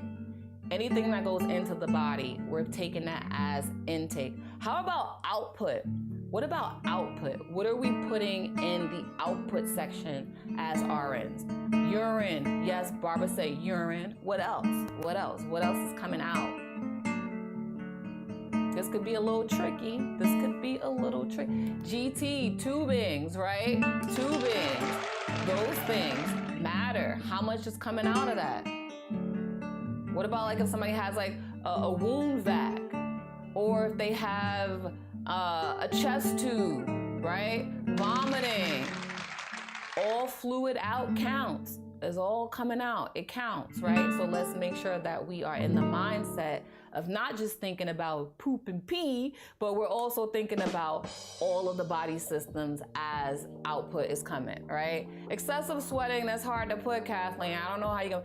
10 cc's of sweat, right? No, not the biggest thing. We'll put that in a note if our vital signs show that maybe this client is hyperthermic and maybe they have a fever, and then you're like, oh, they're profusely sweating, then we would note that, right? But that's kind of hard to put on the INO. But right, great job, good folks. These are things that I want you to get into the habit of checking out, because these will come up, all right? Remember, we're thinking about basic comfort and these physiologic adaptations. So it may seem like little trick questions, but they want to make sure that you as an RN are on point and you know that you're assessing, you're teaching, you're planning, you're evaluating, all right? Speaking of evaluations, we're going to be evaluating the influence of the health status on a patient's intake and output. So if a person is hyperthermic, to use Kathleen's example of the excess sweating, we're going to be checking on that, right? Is there anything that's happening with this person, their health overall, that could be affecting their INO? Maybe they've got some type of bacterial infection, now they're hyperthermic, maybe they're having some nausea, some vomiting. What else is going on? What is causing this issue to happen, right? So these are things that we're going to be evaluating, and we're going to be intervening as necessary. Okay, good folks? All right, I think that it's the perfect time to take a brief fluid and electrolyte break. We're going to take 5, but you know, this is my, when I say 5, I really mean 3 type of situation. So 3 minutes, get yourself some hydration, and then we're gonna ride out. Yes. Excuse me, hello. Hello. Hi, this is Jennifer John. Hello, how are Jennifer. you? Good. Good. I just wanted to make sure, I was trying to type in a question, but it would not allow me to type it. So that's why I had my hand raised. I wasn't sure if maybe my communication is off. I just wanted to check with you. Oh, I didn't see anything, but what's your question? No, I'm just making sure that I'm, like when you were typing through, I had a question before, but you answered my question, but I'm just saying, I just wanted to make sure that you know that I'm in class and I'm, doing the review. No worries. Okay. No worries. Well, I'm glad that I was able to go through and answer your question, so that worked out, right? Thank you. All right. So everybody who has questions, of course, if you have any questions at any point, you can just enter it into the chat. I am watching. Also have some producers in the back that have their eyes peeled as well. So you're all good with that. If you have any questions, of course, drop it in the chat. And ideally, as Jennifer illustrated, if you rock out with us, we'll continue to go through. And the ideal is that your question will be answered. But in the meantime, take your 3 minutes, move around, jump up and down, and we'll jump through and we'll plow through the rest of this segment. All right, good folks? I see you. I'm here for you. I'm here for you.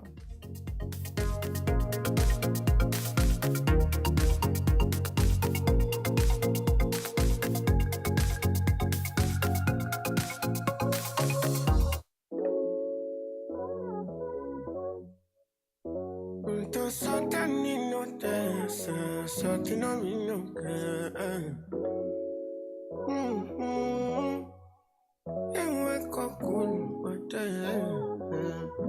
oh, I'm in a big mood. Call I feel you. Something wake up cool in my body. Tell me what you do. I'm in a big mood. Call I feel you. Something wake up cool in my body. Tell me what you do. Make we go December. Pour some liquor, they do me jet. Get something sweet to put on my head, I swear. Now you the cool my stress, so yeah. Make we go December. Pour some liquor, they do me jet. Get something sweet to put on my head, I swear. Now you the cool my stress, so yeah. I'm in a big mood. Girl, I dey feel you. I know say I love cause passing money, but I still want you. I'm in a big mood. Girl, I dey want you. Now only you, if you cool on my body, nobody but you. Yeah. Every night I go dey rock your body. Baby girl, we go dey no solo. Nobody fit tell me to leave my baby. Bend every night if it turn to baby. Me and you, when you wake up, girl, you splash I sweat all on you. Like the design you be dripping on me. Maybe that's why I don't feel leave. Yeah. Oh, I'm in a big mood. Call I dey feel you. Something wake up cool in my body. Tell me will do. I'm in a big mood. Call I dey feel you. Something wake up cool in my body. Tell me will do. Make we go December. Pour some liquor, they do me jet.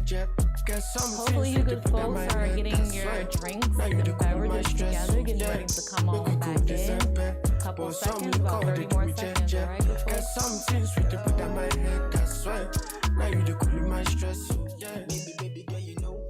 When the money done the show, send a star boy, big whiz, big daddy enter the show. We know they mind person, we just come, yeah, mind our own. I'll bummer walk, but I'm a bummer low. I'm like 20 standard, yo. We know they mind person, we not gonna keep us in your body. Baby girl, we go day no solo. Nobody fit tell me to leave my baby. Bend every night if it on to baby. Me and you, when you wake up, girl, you splashing on me. Girl, Lula sweat all on me. Like the design you be dripping on me. Maybe that's why I don't feel leave. Yeah. Oh, I'm in a big mood. Call I dey feel you. Something wake up cool in my body. Tell me will do. I'm in a big mood. Call I dey feel you. Something wake up cool in my body. Tell me will do. Make we go December. Pour some liquor, they do me jet. Get some things with the put on my head, that's why. Now you the cool my stress, so yeah. Make we go December. All right, good folks. How was that hydration break? I hope everyone is quenched and refreshed. I feel like I am. All right, so to give you guys a couple of seconds to make your way back to your screens. How we doing? Are we receiving? We're receiving the information. Everybody feels like comfortable with the physiologic adaptation, right? We're like, all right, I got my eyes peeled for devices. I got my eyes peeled for fluid and electrolytes. I know what's going on up in these streets, right? Yes. All right, good folks. So we're gonna jump back in. So as we round about the bend and we get into our final situations, what better thing to jump into than personal hygiene? All right, so in this particular aspect, we're going to be assessing our clients to ensure that they have good personal hygiene habits. What are some ways that we may be able to do that? How are we going to do that? How can we determine their usual hygiene routines? How do you folks think we can assess for that? What are some questions that we may ask our clients in order to get an idea of what that routine is? Let's switch it up a bit. I'm gonna go to the gallery. When I call your name, you can unmute yourself and let's see what you got. Linda, I picked on you earlier. I feel like I want to talk to you. I saw you just put something in your mouth, but it's okay. Linda. Listen, Linda. How you doing today?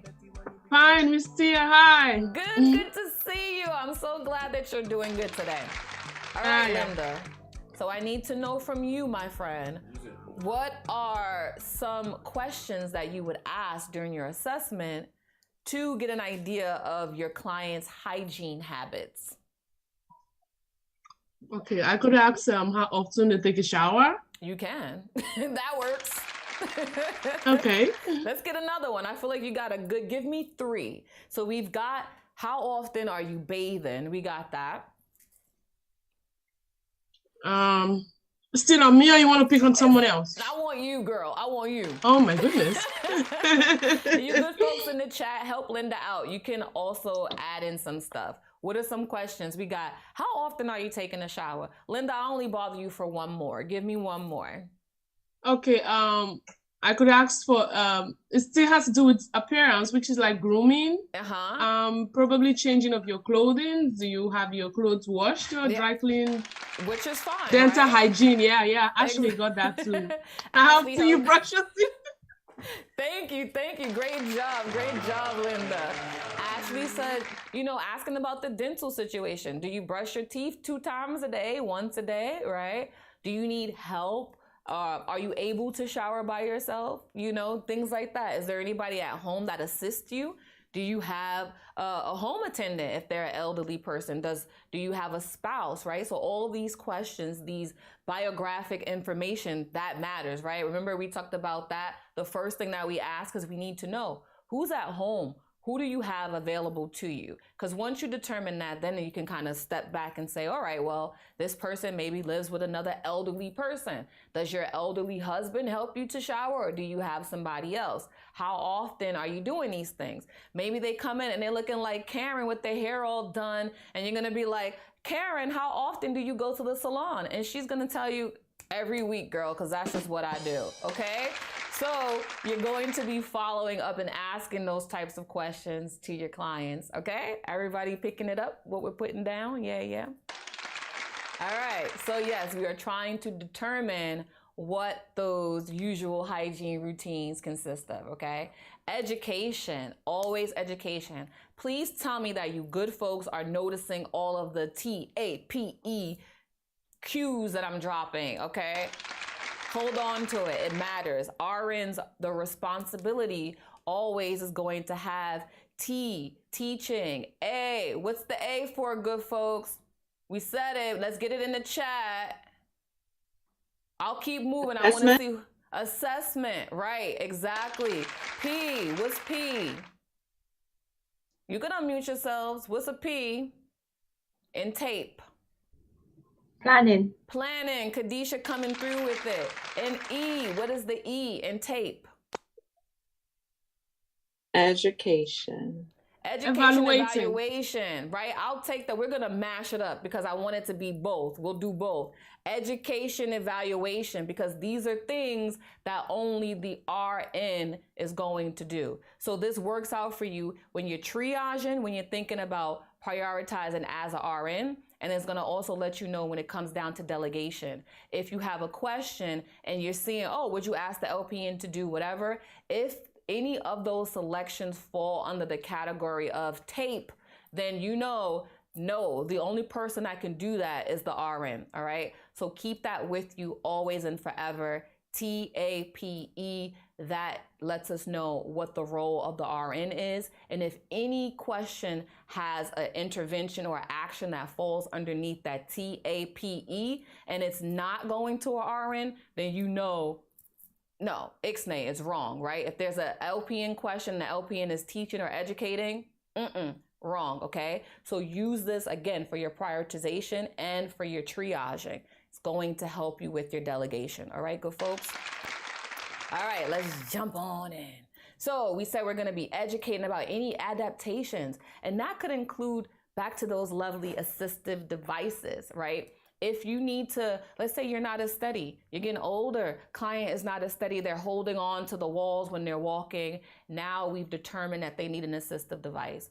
Education and letting them know that they need to adapt to this. Maybe it's a cane, maybe it's a walker, whatever it is. We're educating that there's some changes. Maybe it's glasses. Wear your glasses. Do you have them? No? Okay. We need to let them know they need to adapt to these new changes for their ADLs, all right? Education, that falls into education. So again, notice where you're seeing the tape.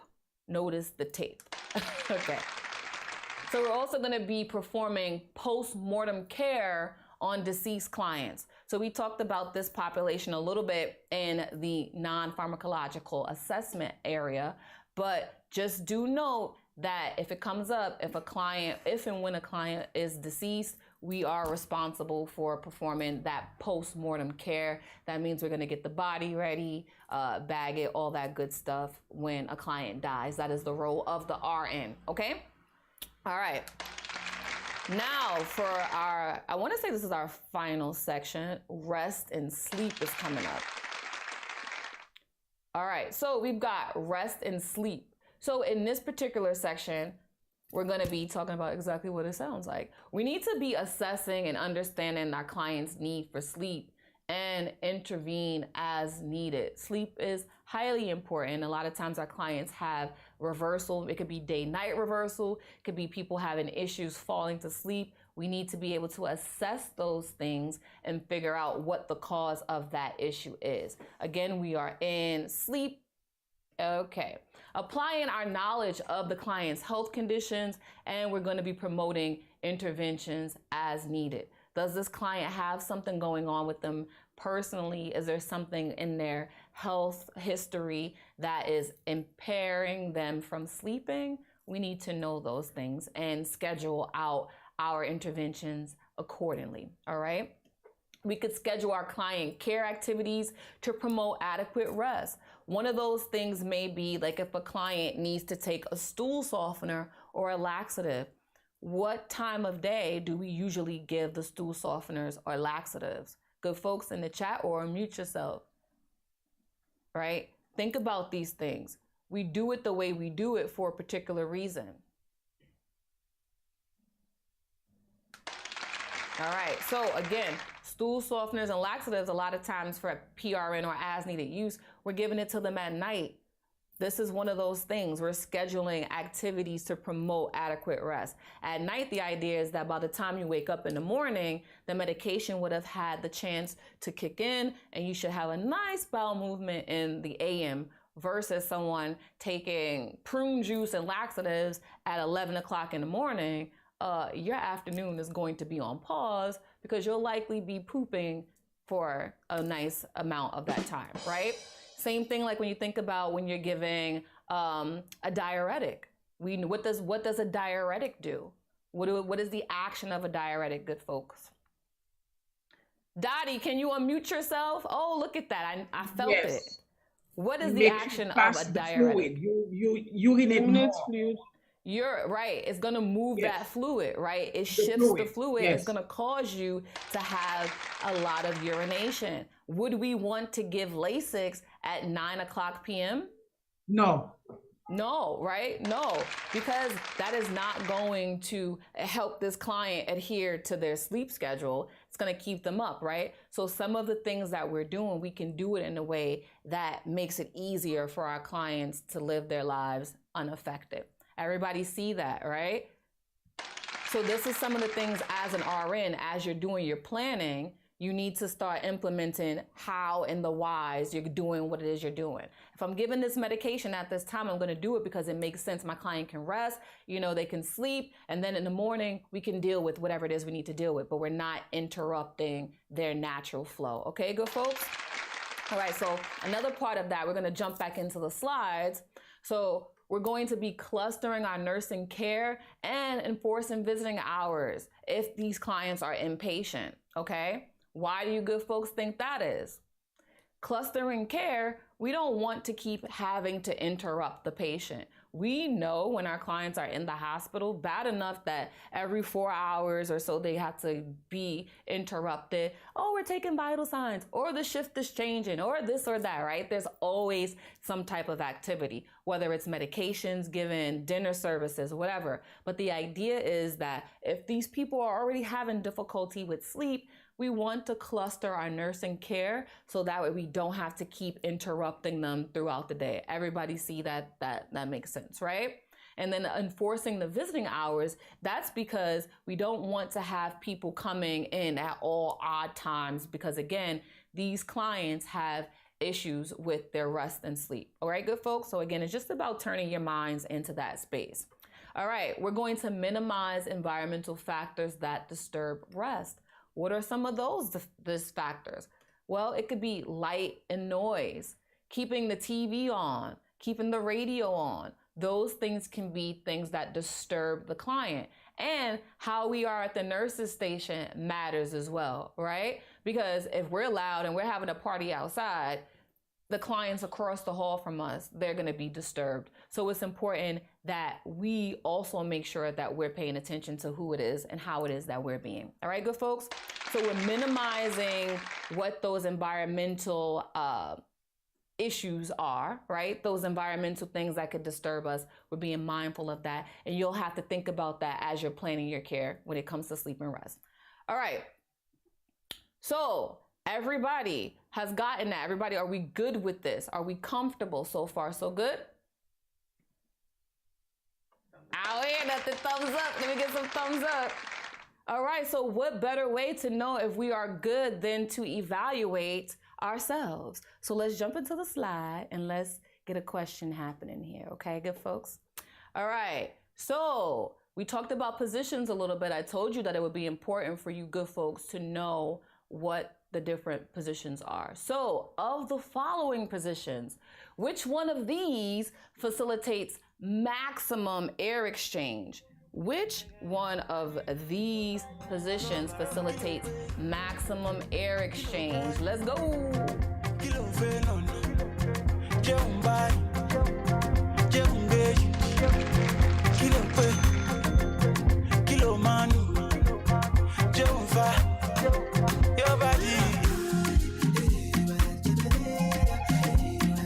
Anybody know what trending bird is?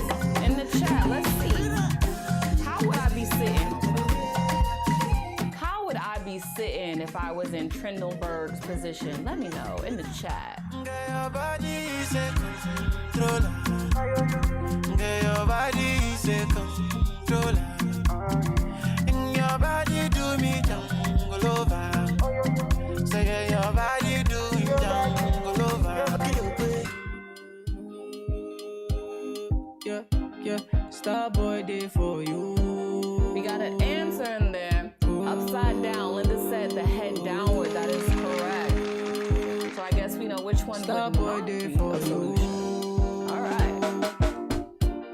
Baby girl, you find yourself though. Girl, you make my eye red though.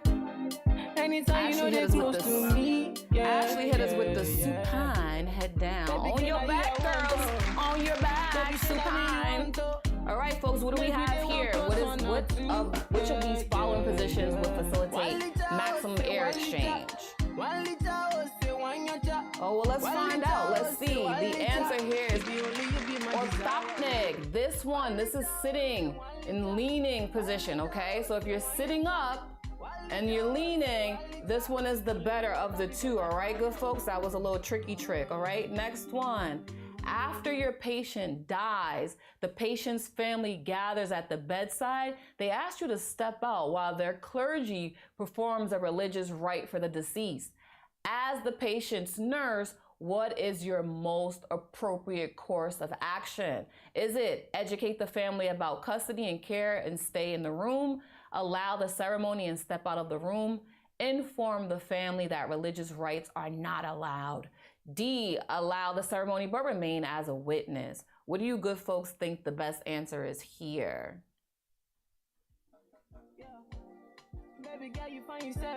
Well, be quick. We got some answers in the chat. I see a lot of B's, a lot of B's. Yes, the answer is B. We are going to allow the ceremony. We're going to step out of the room, okay? A lot of hospitals, they do not have a policy that's going to say no religious rites at the time of death. Patients have that right, so good job, guys. Good job.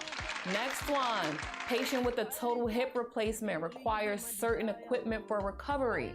Which of the following will assist the patient with activities of daily living? Is it a TENS unit, a high seat commode, a recliner, or an abduction pillow? Which of these is gonna help with their ADLs? Let's go in the chat.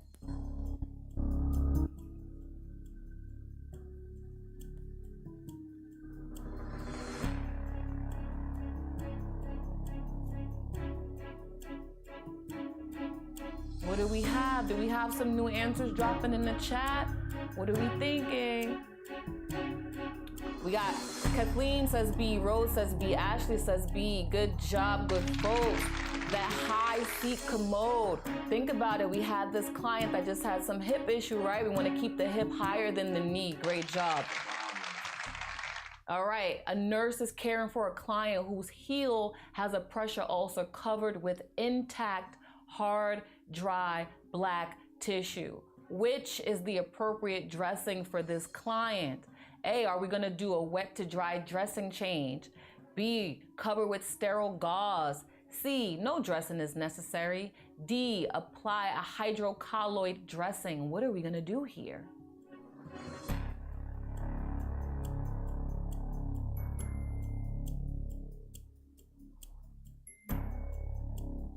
Remember, what is the question asking us? What is the question asking us? This client has a pressure ulcer that is covered with intact, hard, dry, black tissue. What is that hard, black, dry tissue called? In the chat for MVP points. Let's go. Who's going to be the MVP? Kadisha says A. Who's dropping some selections in the chat? Let's see, what do we have here? All right. You guys must be stumped.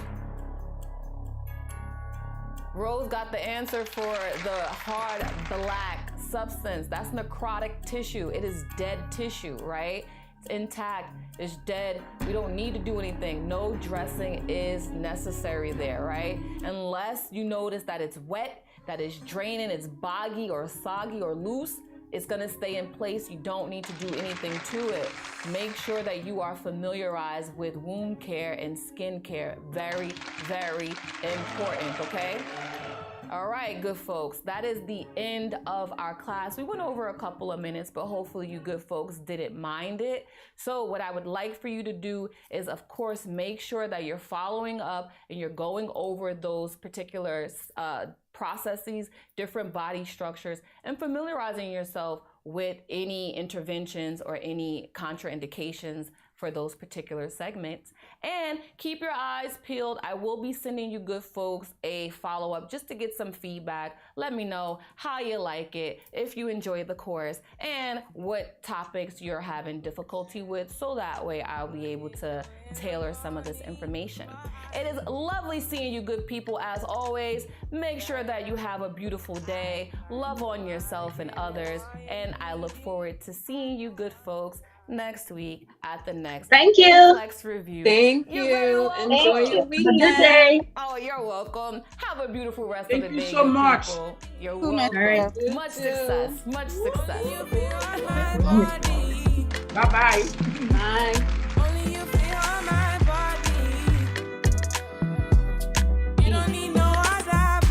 Say now me the mess up my mind, and I me the make you free up your mind. Say your body talk to me nice. Say now my love you didn't need for your life. Yeah, our love no be lie. Say yeah we did together, yeah, day and night. Yeah, if I leave you go by. Yeah, if you leave I go stroking your body, baby. Loving your body, baby. As you're whining your body, baby. So crazy.